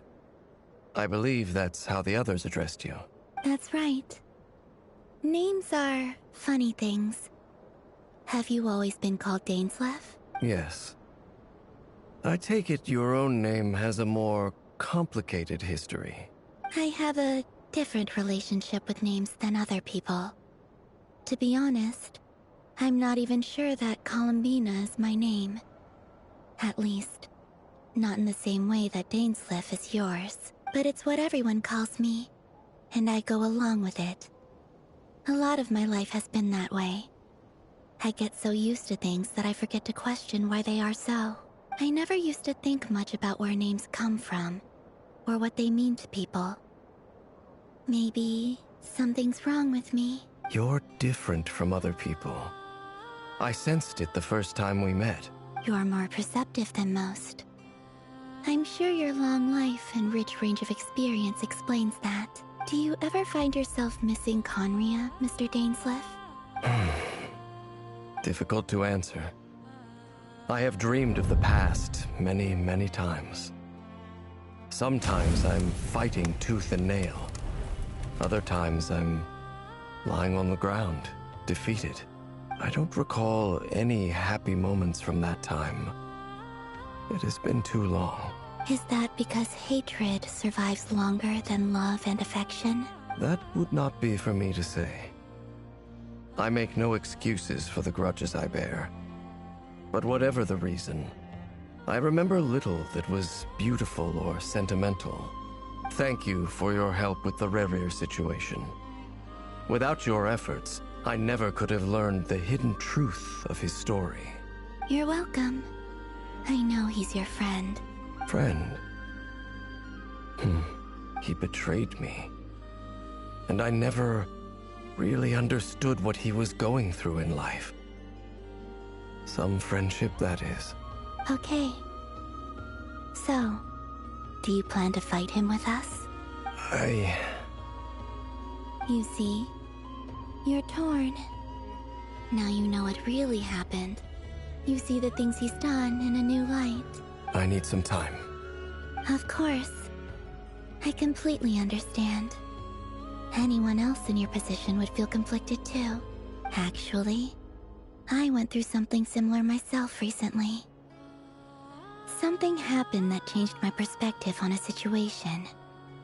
A situation I took for granted at the time, but now I feel very grateful for it. You mean the Harbingers who still support you, even though you've left the Fatui? Yes. I always thought they were only helping me because Harbingers are forced to work together. But then I abandoned them. A warrant was even put out for my arrest. And even now, they still support me. Which means I was wrong about them all along. Clearly, they view you as a friend. I feel a little guilty now. I regret not seeing her help for what it was, and not treasuring it. I see the guilt that you're feeling now, because I feel it too. Hopefully, talking about it will do us both some good. Have you noticed that the Traveler and Paimon are over there? I think they've been listening. Huh. Shall we say hello? Sure. Hello. Ah! They caught us!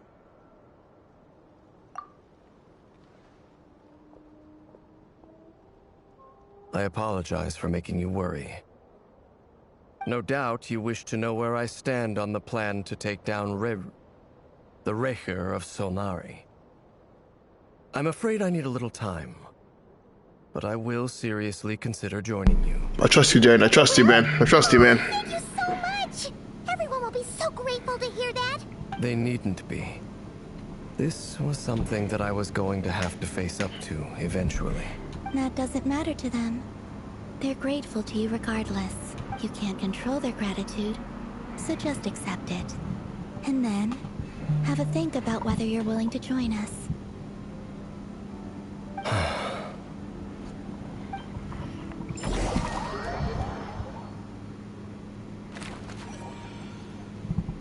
It's nearly showtime.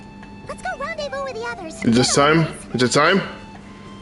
It's time to end this farce? Alright, that felt like a waste. Let's end this.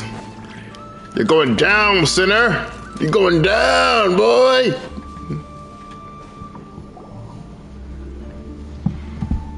Ah, you're earlier than I expected. Hey, Blintz! Been waiting here long? Not too long. I came a little early so I'd have some time to think. Are you nervous about the battle? Quite the opposite. I'm reminiscing on my past battles. Shit, I am too. I'm thinking about it. When I was awakened by the Radniki, I had not touched a weapon in many years. I felt like the battlefield was not where I belonged. But after waging war against the Wild Hunt for so long, I came to realize something. A life of absolute peace is simply not a possibility for me. My restless flame indicates that somewhere inside of me, there is a deep yearning to root out the evil in this world. Oh, that doesn't sound like such a bad thing. Well, in the past, when I was a Fae whose primary concern was hibernation, it was hardly... Hibernation? But it certainly serves me well here in the present. And I am delighted to be able to join forces with you in this endeavor. Well, I think the first time we fought side by side. Looks like I'm not the first to arrive. Llama! Miss Lauma. Did you sleep okay last night? I struggled to settle down at first, because of the nerves. But don't worry. I got enough sleep in the end. I'll be just fine. Thanks for everything. Please. I'm just doing my part. Never! Over here! Let's do this!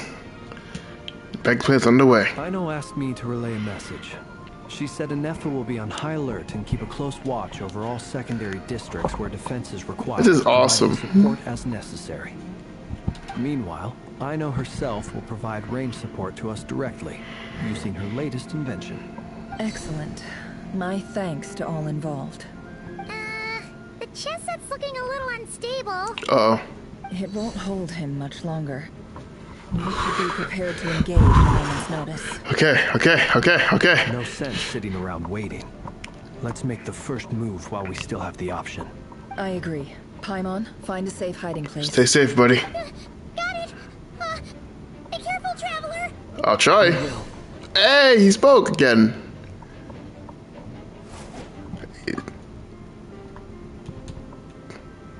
Everyone, take your positions as soon as the battle starts. I'm hyped for this. Every ounce of strength we have in our bones, let us bring to this fight.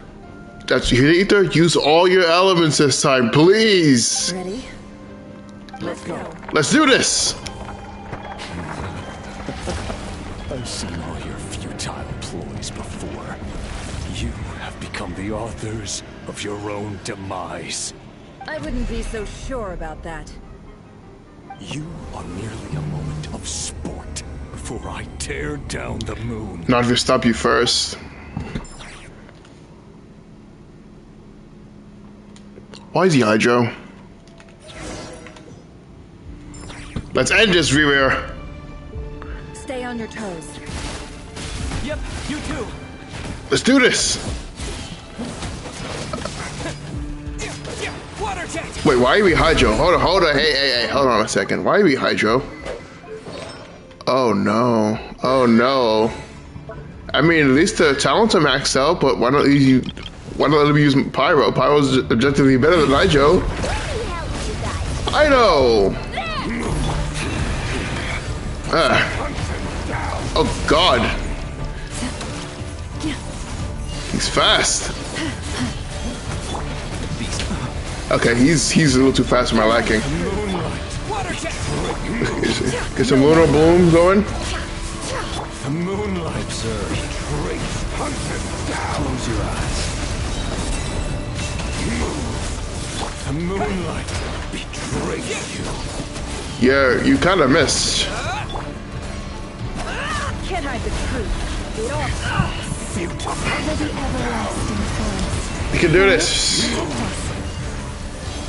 The moonlight betrays you. Bombs away. Oh. Move. You telling me to move or what?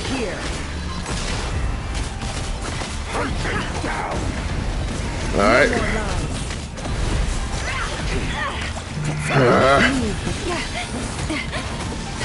Damn. Be silent. Go, Flint, go. Close your eyes. Night falls. It's all futile. I'm starting to think it is actually futile. This really kind of hurts. This man got hands.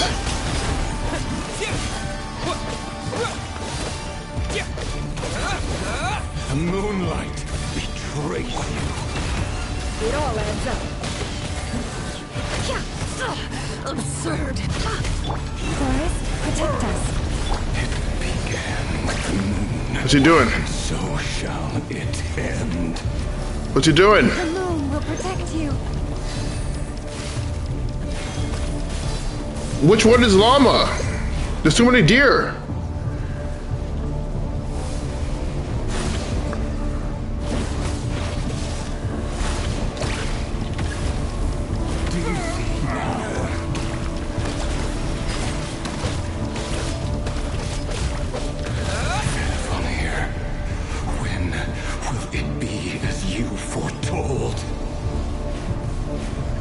Ow.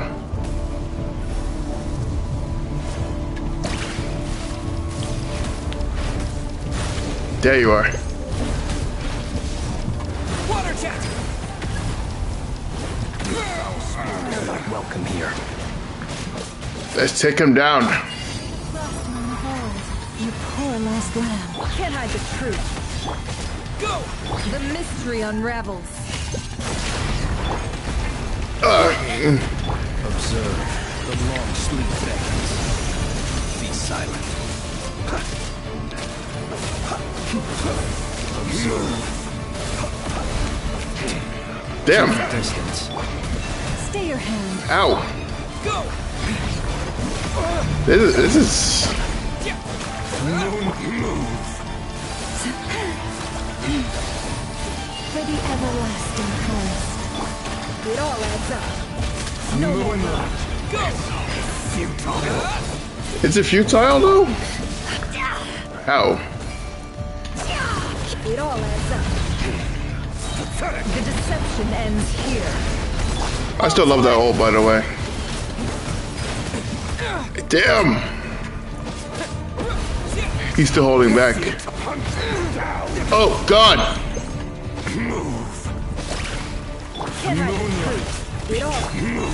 This is a. Close your eyes. Steady now.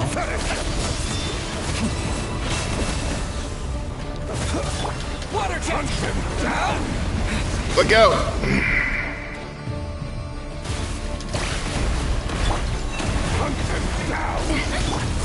No more lies.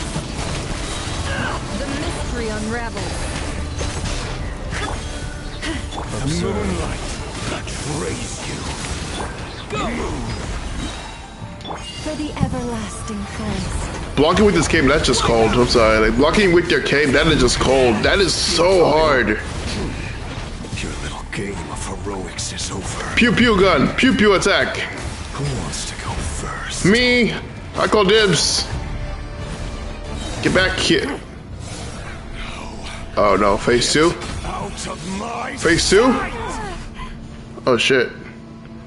Oh shit. We've been separated. Oh shit. You okay? Damn. Never. Where are the others? What can I take you though? I'm not worried. Stuck outside the barrier. I guess he really doesn't like us. He's Before, knowing too much is always a death sentence.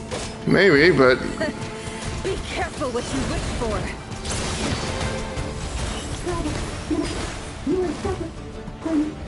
Lama! Can you hear me? Hold on, wait. Silence. But at least I know you're still there. you're not dead yet. That's good. Remember my most important task. Just keep stalling him. If I can stall him for long enough, the moment will come. Just gotta keep stalling. Come on. I don't know what the plan is, but No more lies.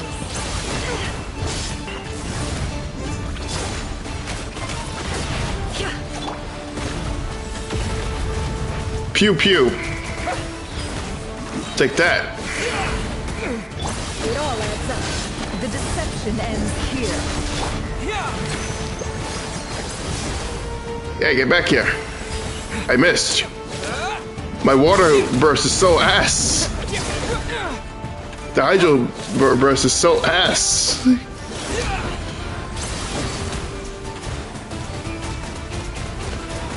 Water jet! No more lies. It all adds up. Jeez. I get it, you hate us, but damn. She's a little excessive. No more lies. Wipe out! Where'd you go? What's he doing?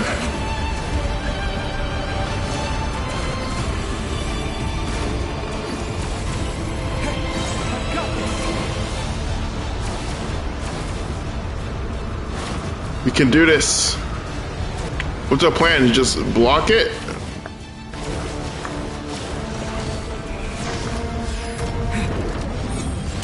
The shield's broken. I can't keep this up. Don't push your luck. Oh no, he's full.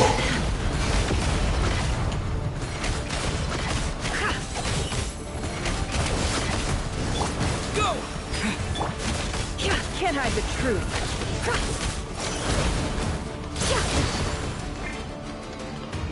Your death is within my grasp. No more lies. The mystery unravels. It all adds up.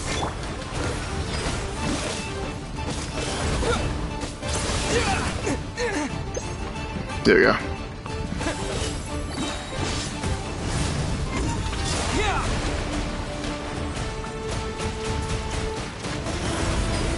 Yeah, stunned him slightly. Can't hide the truth. Destroy. No more lies. The deception ends here. Water jet! It all adds up.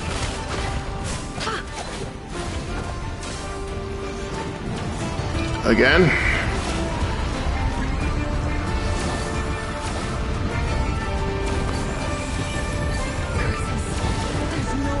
What are you doing?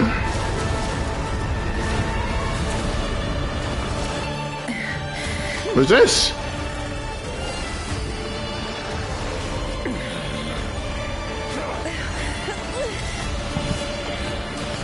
Oh no.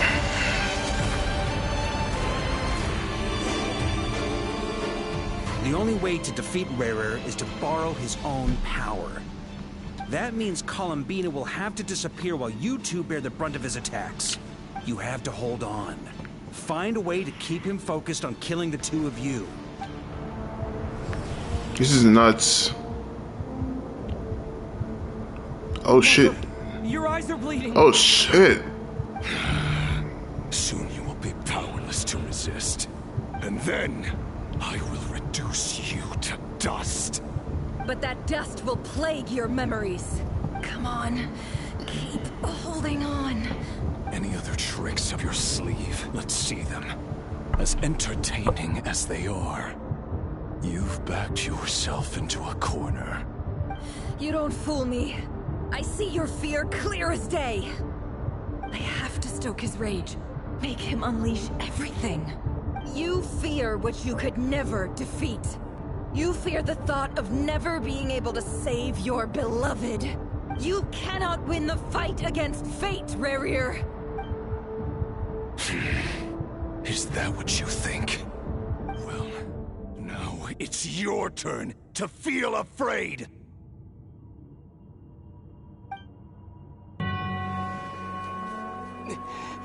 You fear the sound of your own name? Is it us you hate? Or is it what you've become? Let's see what becomes of you!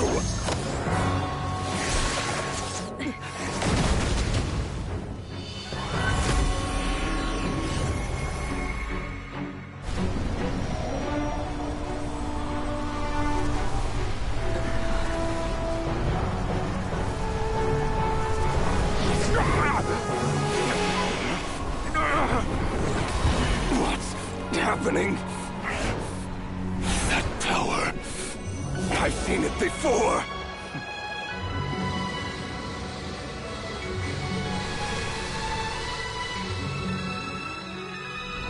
His power is on another level. We'll need to use an alchemical array to convert his power into a usable form. Then quickly channel it into Columbina, rendering her powerful enough to compete with him.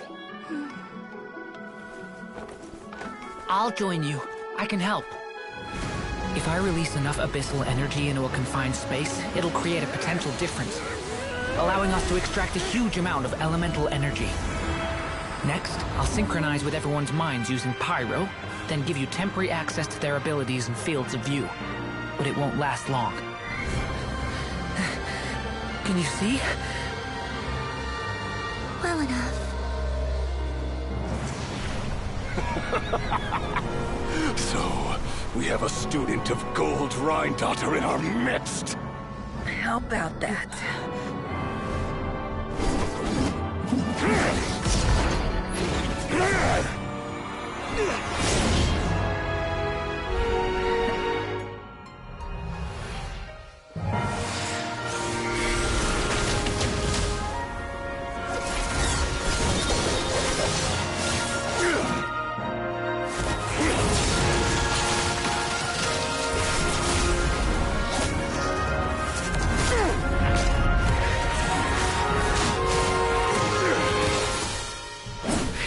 My own power against me? Just like how you stole Kuvaki. Look familiar?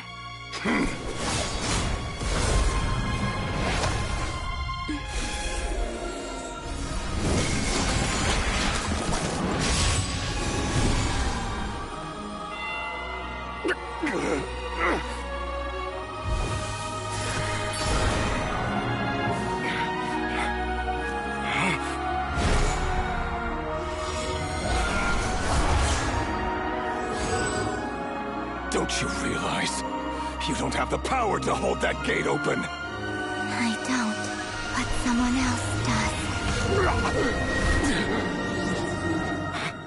does. Goodbye, Rerir.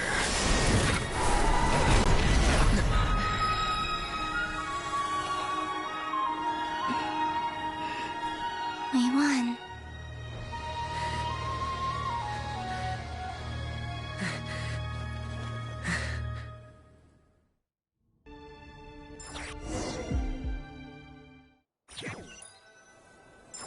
That was an amazing boss. I do kind of hate being forced to use Hydro, but that's beside the point. Nefer, how are your eyes? Fucking bleeding, dude. You have eyes, don't you? They're fine. Apart from the blindness. She's blind? It's not too late. Let me handle it.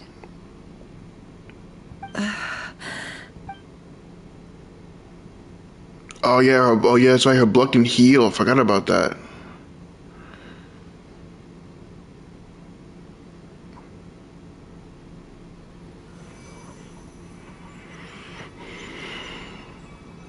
Miss Nefer, it's not like you to lose your composure. That was the most reckless thing I've ever seen you do. Reckless how? The situation was critical. Our lives were at stake. We had to do something. Even so. Okay. I guess you're right. Under the circumstances, it was a wise decision. You traded your eyes for an incredible victory. In business terms, I suppose that's a huge return on investment. I'd be hard-pressed to argue otherwise. Still, I don't like this outcome, and I don't want you to lose your sight for good. People suffer when they make sacrifices they shouldn't have to make. Whether that means faith, strength, or in this case, your ability to even see. I had hoped you could win without sacrificing so much as a single hair on your head. Thank you. Really. All done. Don't try and open your eyes just yet. We'll see how you're doing in a couple of days. Until then, please follow your recovery plan to the letter. I'll send full details through Yehoda. For now, just get yourself home, relax, and rest. My dear friends, we have fought bravely and achieved a spectacular victory. A dark cloud has been lifted from the skies of Nod-Krai. All in this land will be grateful for what you have done. The moon will remember this day. Thank you both. You're doing our part. Probably just got your back. It's a nice frame. In the sight of the fair navigating road, because it's a new one to you. She proceeds cautiously, but as the silhouette disappears into the distance, you notice she seems almost smug. There's something I want to let you know. Hmm? What is it? When Durin connected everyone's minds so I could access their powers, I also felt everything they felt. And since Nefer's eyes were injured... Oh no! My eyes are hurting now too. Huh. Hold on. Let me try. I only feel the pain. There's no actual damage. I just thought I should tell you. You're right. There's no damage. That's a relief. Don't scare me like that, Bina. But I must say, I'm surprised to hear the Kuthar share something like this with me. She's changing. You never used to open up about yourself. It's character growth. Things are a little different now from how they were. I'm learning to share how I truly feel with my friends. Friends? You have no idea how glad I am to hear that. We cannot make it to the world, friends. I did the same exact thing. One by one, you felt to report to the info to inform you that everything is under control. You lie down. You fought on the front line against you, and now you need rest.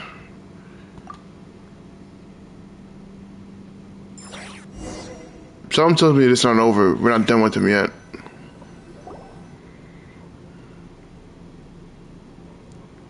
Rest, King. You needed it. Yay! You're awake! Hey, Paimon. How are you feeling? Any aches and pains? Did you sleep well? I'm doing all right, Paimon. No need to worry about me. I love it every time this man speaks, man. It's so... it's all good. Phew. Well, that's good. Paimon's been sitting on the edge of the bed worrying about you for ages. You slept a whole day and night. Damn, Brooke is some good sleep. Paimon had to eat all by her lonesome. I could use that. Glad to hear you didn't starve. How was the food? Well, it wasn't the same without you there to share it. Aww. Honestly, Paimon just can't relax when you're not your usual self. She couldn't enjoy the food and settle down to sleep. Well, I'm back to normal now. I'm sorry, I just can't see her betraying us. I just don't see it happening. Oh yeah, and Albedo swung by earlier. He said to tell you to head to the tavern when you woke up. Barker and the others are organizing a victory feast, and they want to celebrate with you. Like, even if she is going to the Shades or whatever, I don't see her actually being Asmodee. I don't see it. I can't see it. He also dropped off some medical supplies, but you seem fit as a fiddle, so guess you won't be needing those. If you're feeling up to it, let's head over now. Wouldn't want to keep them waiting. Let's go. As Vush and out before the moon falls. Go to the flagship. Let us go. Bask in our victory. Against Revere, the center of Columbia. That's awesome. Traveler and Paimon! Hello, goat. Perfect timing. We were literally just saying how there's no way we're holding this victory feast without you any longer, and we would have postponed it till tomorrow. How are you feeling today? Much better. Thanks. Don't worry about me. I feel like they kind of should. You were kind of struggling. Relieved to hear it. It's a center, but it makes sense. Just let me know. Yep, we're here for you. Anything you need, just let us know. Oh wait, where's Nefer? How are her eyes doing? Nefer's right over there. I'm sure she'd love to catch up with you. Nefer!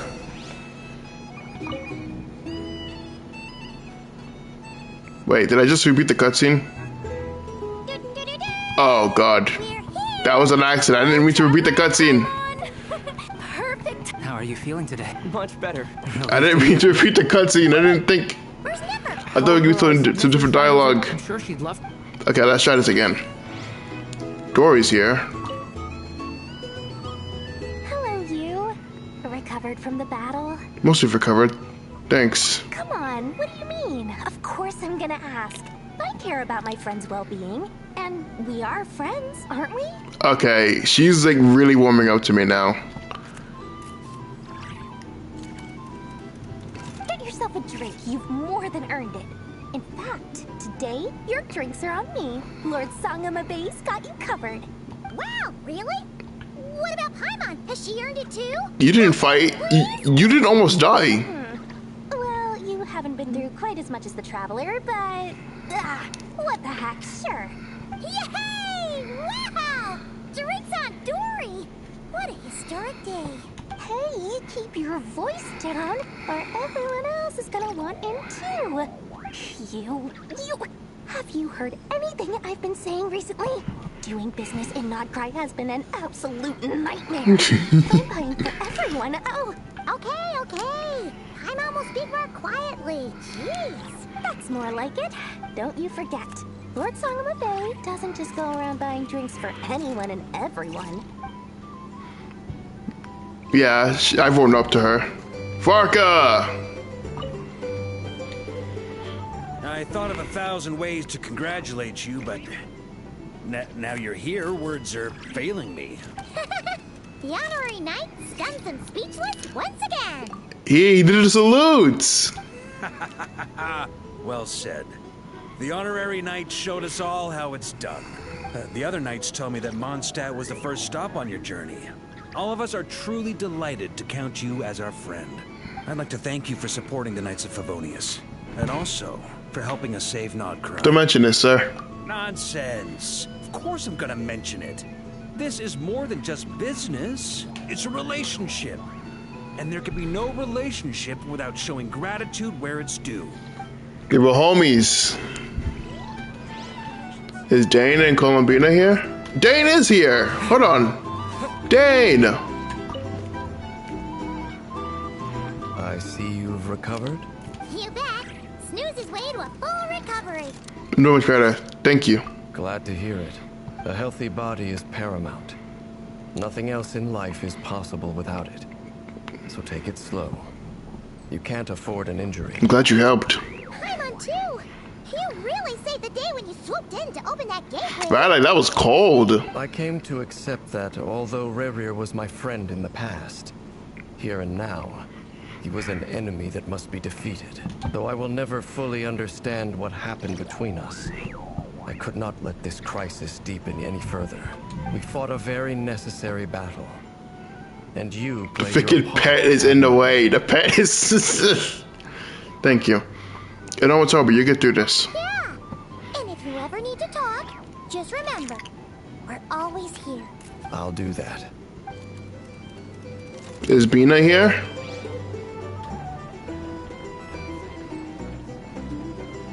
No, Beto. Llama isn't here. Nefer.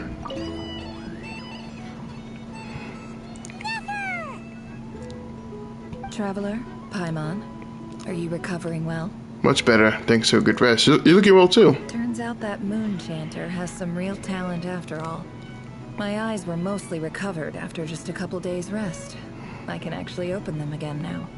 Yeah, but you gotta be careful. Lauma says not to strain your eyes while they're still healing. Yes, thank you. I'm well aware.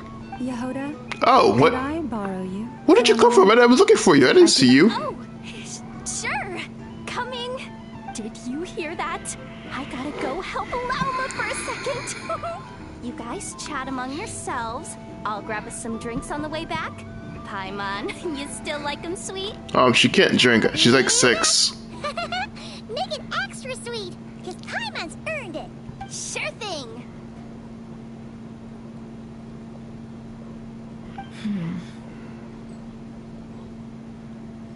What's on your mind?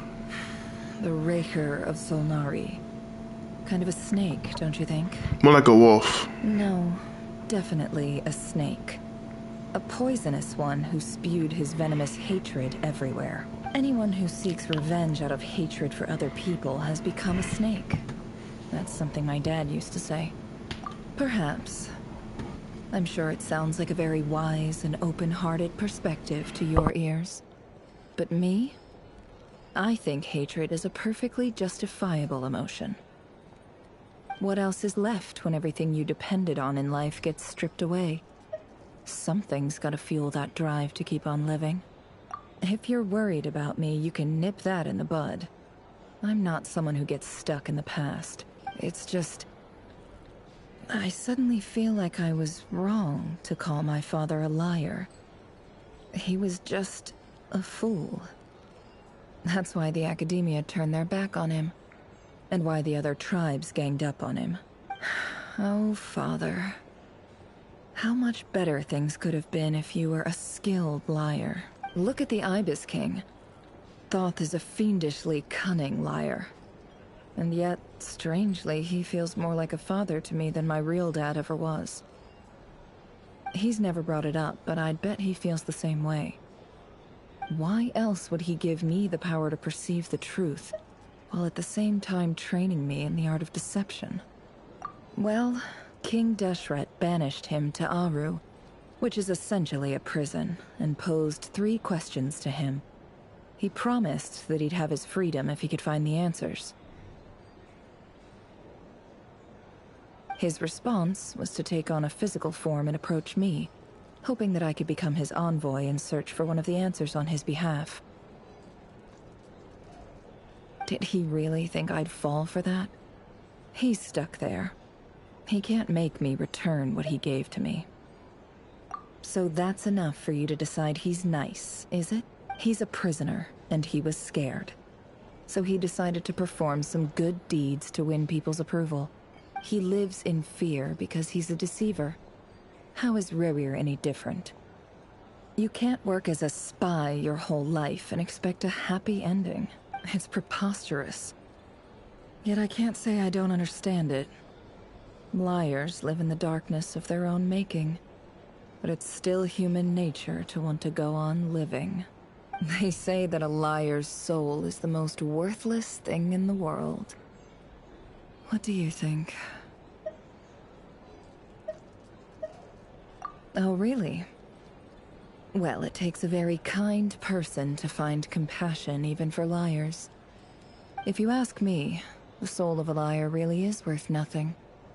Because all they care about is themselves. For example, when something good falls into my lap, I don't go sharing the news around. Stops other people trying to steal it from me.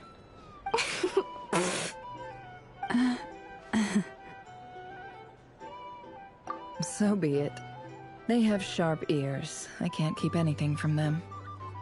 Wow, is that what it looks like? Well, you all know my past now. And I can't simply eliminate everyone who knows too much. So I guess I just have to put up with you. For the foreseeable future, at least.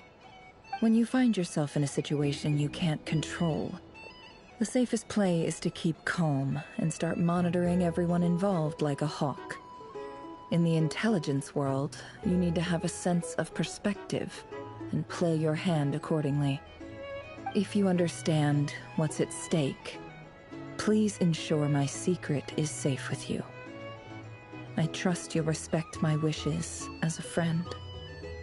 But don't forget, I will also be watching you like a hawk. Very good. Oh, wait! Now that the panic's over and we've all calmed down, Paimon suddenly remembered something. After all that build-up, our mystery ally never showed up even once.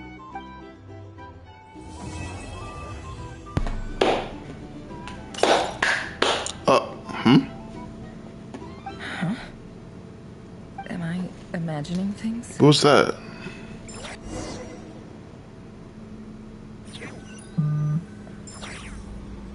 So, that close colleague who stayed behind with you? What's he been up to recently? Oh, they're having tea. Don't know, don't care. I get more normal human interaction from hanging out with Bosco too than him. Although, now you mention it, he hasn't bothered me in a while. I wonder if... If he's disappeared without a trace, it's the biggest gift he ever gave to the world.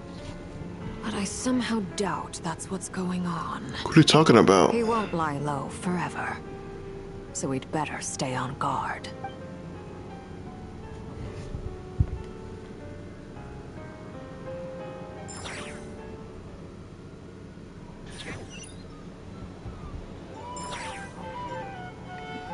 You know what I was talking about?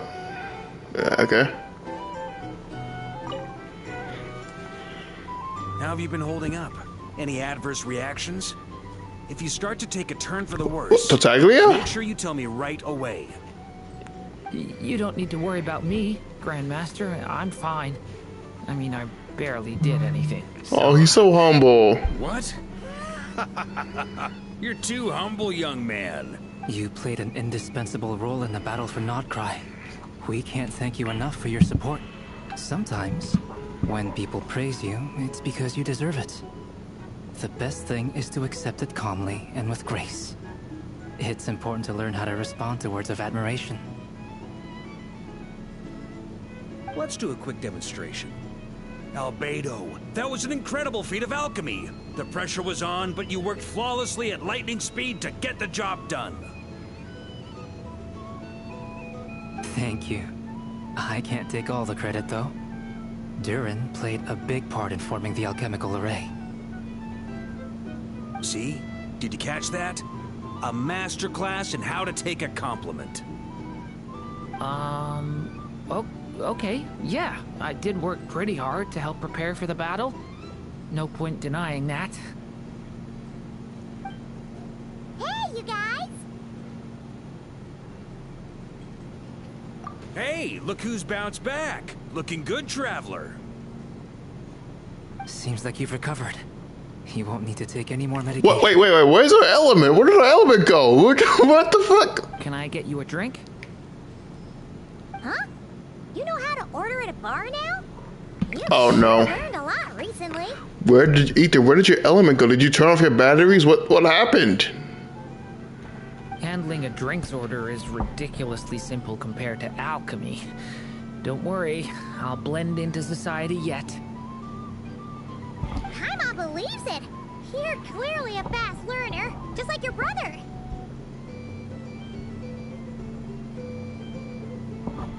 To be totally honest, though, Paimon didn't quite follow all the details when you first explained the plan to us.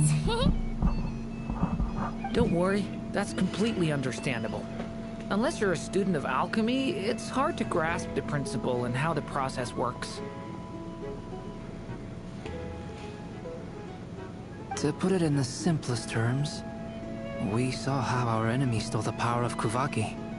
And that gave us the idea of stealing his power to turn it against him. When facing an enemy you have no hope of defeating, it's best not to engage them in battle. So, instead of looking for a way to overpower him, we decided to help Columbina get strong enough to at least stand up to him in a fight. For this to work, we had to analyze his modes of attack, confirm who his main target was, and make sure that he wouldn't go beyond the range of the alchemical array. For added security, we prepared a total of 4 arrays. But to mitigate the impact of the battle, we identified one location in particular as the ideal spot, which is where the confrontation took place. The alchemical array absorbed his abyssal power, then Durin processed it to render it usable by Columbina. That power enabled her to do what would otherwise have been nigh on impossible. What surprised me was that Dainsleif actually agreed to join us. Given his history with Rerir, he had every right to sit this one out. But we're extremely grateful for the decision he made. It must have been a painful choice to make. But I'm sure that making a decision was far better for him than staying in limbo. Absolutely. He was torn between 2 paths, but in the end, he made his choice and stuck to it resolutely. He doesn't strike me as the sort of person who'd stay trapped in limbo for long. Anyway, however you cut it, everyone gave a stellar performance. And now, it's time to kick back and celebrate.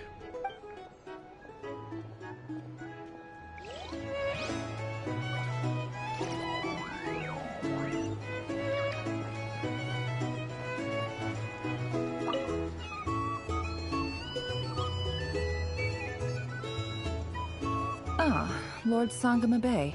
How lovely to see you. I must thank you for the device you provided. It was an enormous help. Would I be right in thinking that it was developed by the Academia? Why come and ask me when you clearly know already? I mostly came to thank you. That's more like it. A little gratitude goes a long way with Lord Sangama Bay. Play your cards right, and you might even stand a chance of becoming my long-term supplier. The chance to work with such a kind and charitable investor as yourself would be a great honor for the Curatorium. Huh? Charitable? Who said anything about charity? First time hearing about it. Let's see. The first plot of land you purchased in Nod-Krai, your desert interests, and... Stop! What do you think you're doing? Exposing my investment history! It's nothing to hide from. They're all perfectly legitimate investments. And some of the land you purchased was with the intent of building a sanctuary? Yes, I heard about that too. How did you...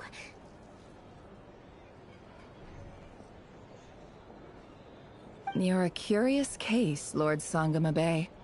You don't like people finding out about your good deeds, do you? But I'm afraid no matter how hard you try to keep things under wraps, where there's a will, there's a way.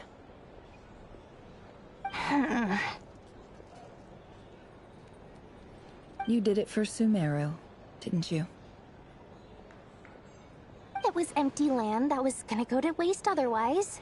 I figured if I built something there, it might at least get some use in an emergency. Disasters are capricious things. They strike without any warning. I've lost family to a disaster before, and I don't want to lose any friends or business partners if I can help it. My elder sister used to dream of finding a sanctuary. Somewhere with plenty of food, water, and medicine. Where everyone could live happy lives. It was something I looked into, but after discussing things with the Dendro Archon, I decided on a more effective strategy. The tech people handled the tech, and Moneybags provided the Mora. It just made the most sense. It's a pity that so few people know the truth about you. Everyone says that you view everything in terms of Mora, and all you care about is growing your own wealth. So, what's the problem with that? Everyone wants to be rich. It's human nature. So yes, I love Mora, and it's nothing to be ashamed of. But surely you have dreams of your own, beyond just making Mora. You don't get it, do you? My dream is to invest in other people's dreams. And, you know, make a nice little slice for myself along the way. Just thinking about it makes me happy. That sweet, sweet sound of Mora. Thank you. For the device? And the pendant. Oh, that. I was just returning a favor. Don't worry about it. Seems like we've both been away from home for a very long time. Yeah.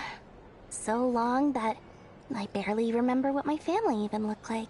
That would be your mother, father, and sister? Yeah, though it's been years since my sister passed away. It's not like I want to forget them, obviously, but memory can be even more ruthless than the most calculating business person. Beyond a certain point, if something isn't helping you, it just gets rid of it. My sister can't help me now. Slowly but surely, her face is fading from my mind's eye. It's become a vague impression. Not everything will fade. When loved ones pass away, the beautiful memories are the ones that last the longest. Yeah, that's true. If you ask me, that's the one silver lining in all of it. Well, that, plus, I'm sure that life is much better now than it was back then. Oh, absolutely. I have tons of Mora, a big beautiful house, business is booming, and I'm as happy as can be. You've got a lot going for you too. Boss of the Curatorium of Secrets? I'm sure there's plenty of Mora to be made in that line of work. I appreciate the vote of confidence.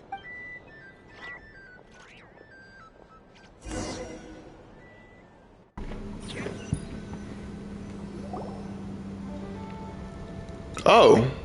That's the only reason you're here. Yes. I've thought a lot about it. And I've realized that you, me, and Arlecchino should be friends. I think this is very important. So I felt I had to come and tell you. Well, this is a new one. I'm so moved. I can't even hold my teacup. If that's all, you can leave now. Come on, don't be like that. Do you not want to be friends with me? Oh, no. Or is it that you prefer being co-workers? What is this, Columbina? Are you deliberately testing my patience threshold? Right now, my politeness module is active. But if you say another word, I swear I'll shut it down. If your politeness module was active, wouldn't you say the word please at some point? Polonia, please see Lady Columbina to the door. Will you still invite me to your next tea party? What? Yes, I think you will. Bye-bye, dear Sandrone. Aww.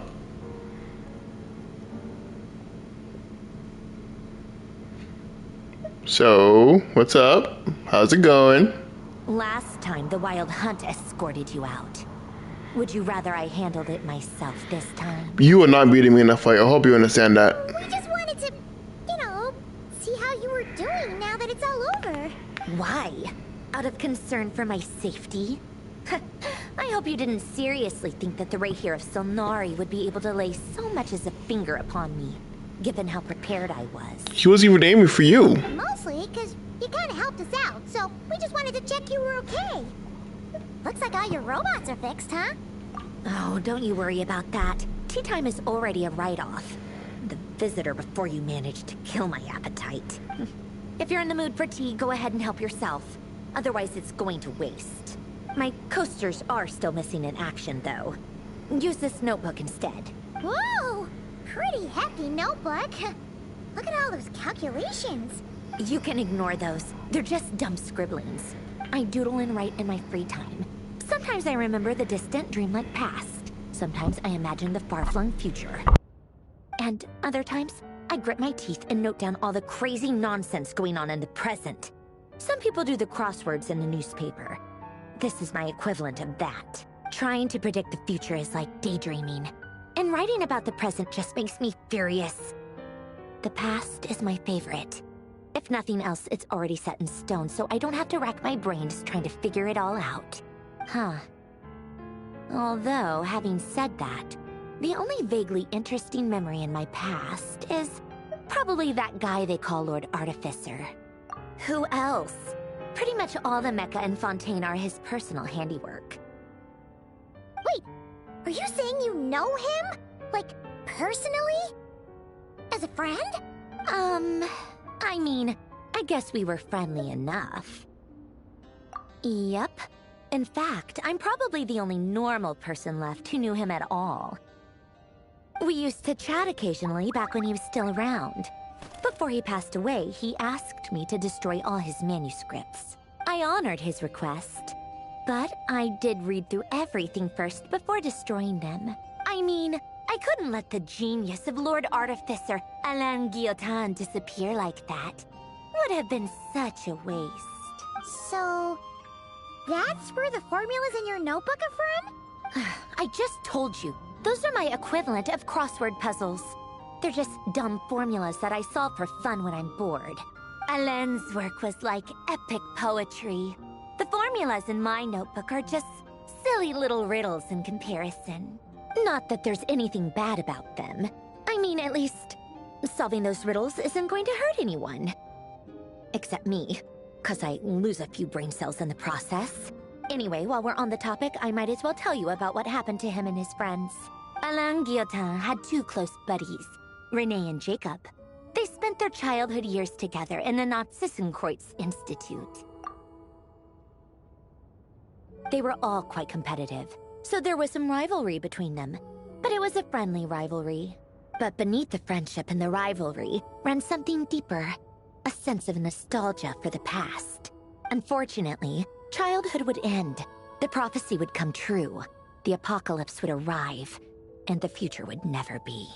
A mad dream that would normally only capture the minds of lunatics begin to take root in their hearts.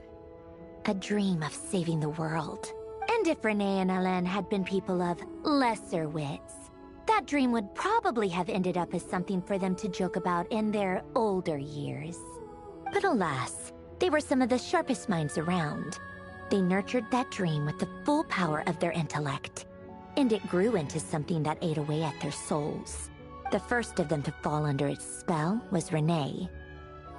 Against Alain's wishes, he persisted in experimenting on a mutual friend of theirs to try and save their life. Alain did not approve and parted ways with Renee. It's complicated.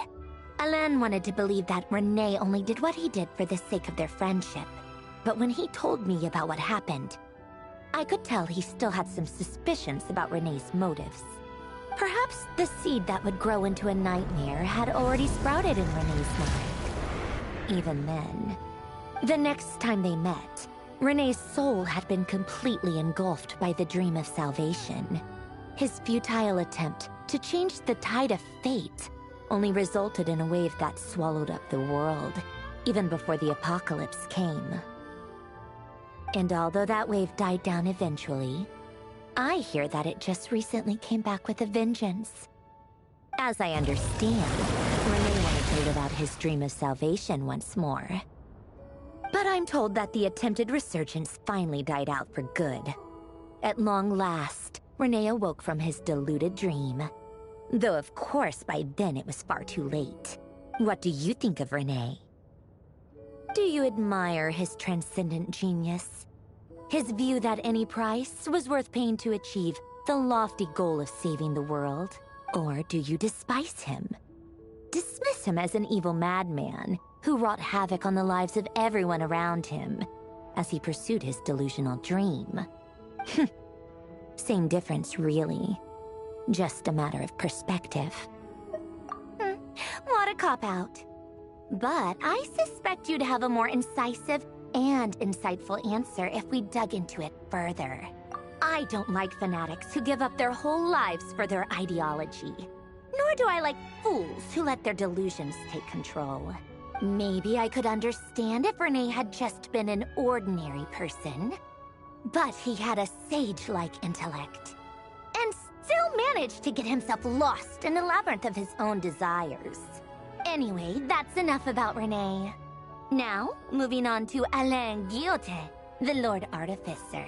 He managed to put a stop to the first storm whipped up by Renee. But after that, Alain lost his friends and family. To his credit, I suppose, the loss of his family and friends was purely a tragic accident. It's not like Alain sacrificed them for his cause or anything. After that, the only thing supporting his work was the same dream that had dragged his closest friend down to the abyss. But although the desire to save Fontaine drove him to found the Fontaine Research Institute, Alain continued to reject any form of transcendental knowledge or power. he was suspicious and fearful of it, having seen the way it had affected his closest friend. I think that formulas and machines derived solely from human intellect were the only thing that gave him a sense of spiritual comfort. Yet Alain's intellect was simply too great. It barely left him space to breathe in his lifetime. Once he realized that the end of his life was approaching, he finally accepted the truth. The Nod-Krai Institute needed someone, and a human being, to see its story through to the end. He quit working on his formulas, trading them in for the fairy tales that had played such a formative role in his childhood, but which he barely touched in his adult life. He told me that the director of the Nod-Krai Institute used to read those fairy tales to the children as bedtime stories. Apparently, they worked wonders at sending kids off to sleep. I think that all he wanted at that time in his life was to be able to sleep deeply without being plagued by depression. By that point, nothing else really mattered. At the very end, he laid down to rest in the ruins of the former Nod-Krai Institute orphanage, while the Fontaine Research Institute he had founded continued tirelessly with its work. Many years after that, tensions over competing dreams would once again cause a rift, this time between members of the Fontaine Research Institute. But the actions of those fools had nothing at all to do with Alain. And that is the story of two people from the Nod-Krai Institute who both wanted to save the world. One went all in on his fantasy of salvation without ever looking back, and ended up calmly sinking to the bottom of the deepest sea.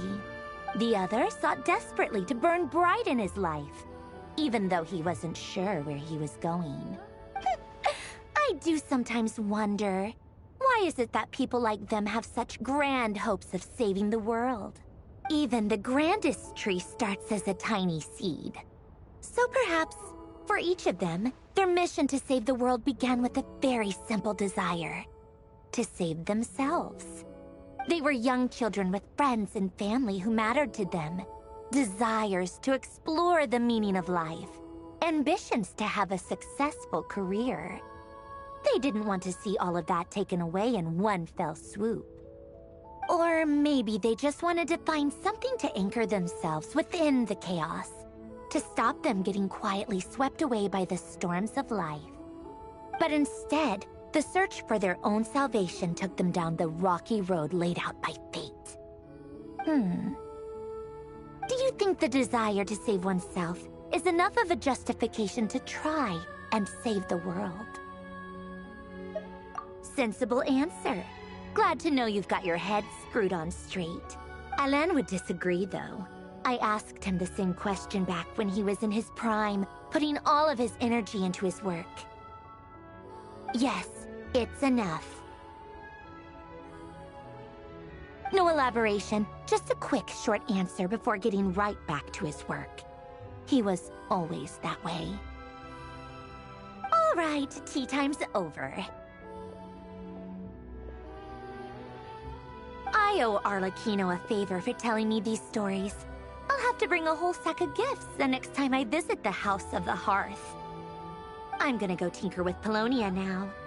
You guys can do whatever you want, as long as it doesn't involve interrupting me. Polonia, exit hibernation mode. Begin diagnostics.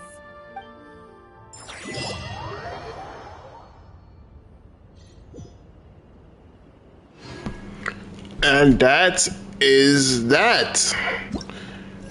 Honestly, if I had to rate it, freaking amazing. Very, very good quest. I will definitely say that. It was very, very, very good. Do I like it more than Act 1 and 2? Honestly, they might be equal in terms of my enjoyment. I'm gonna be honest. Like, I like both of them equally. If I had to rate the quest, I think easily like a 9.8 out of 10. It was phenomenal. Well done, Hoyocreators. Well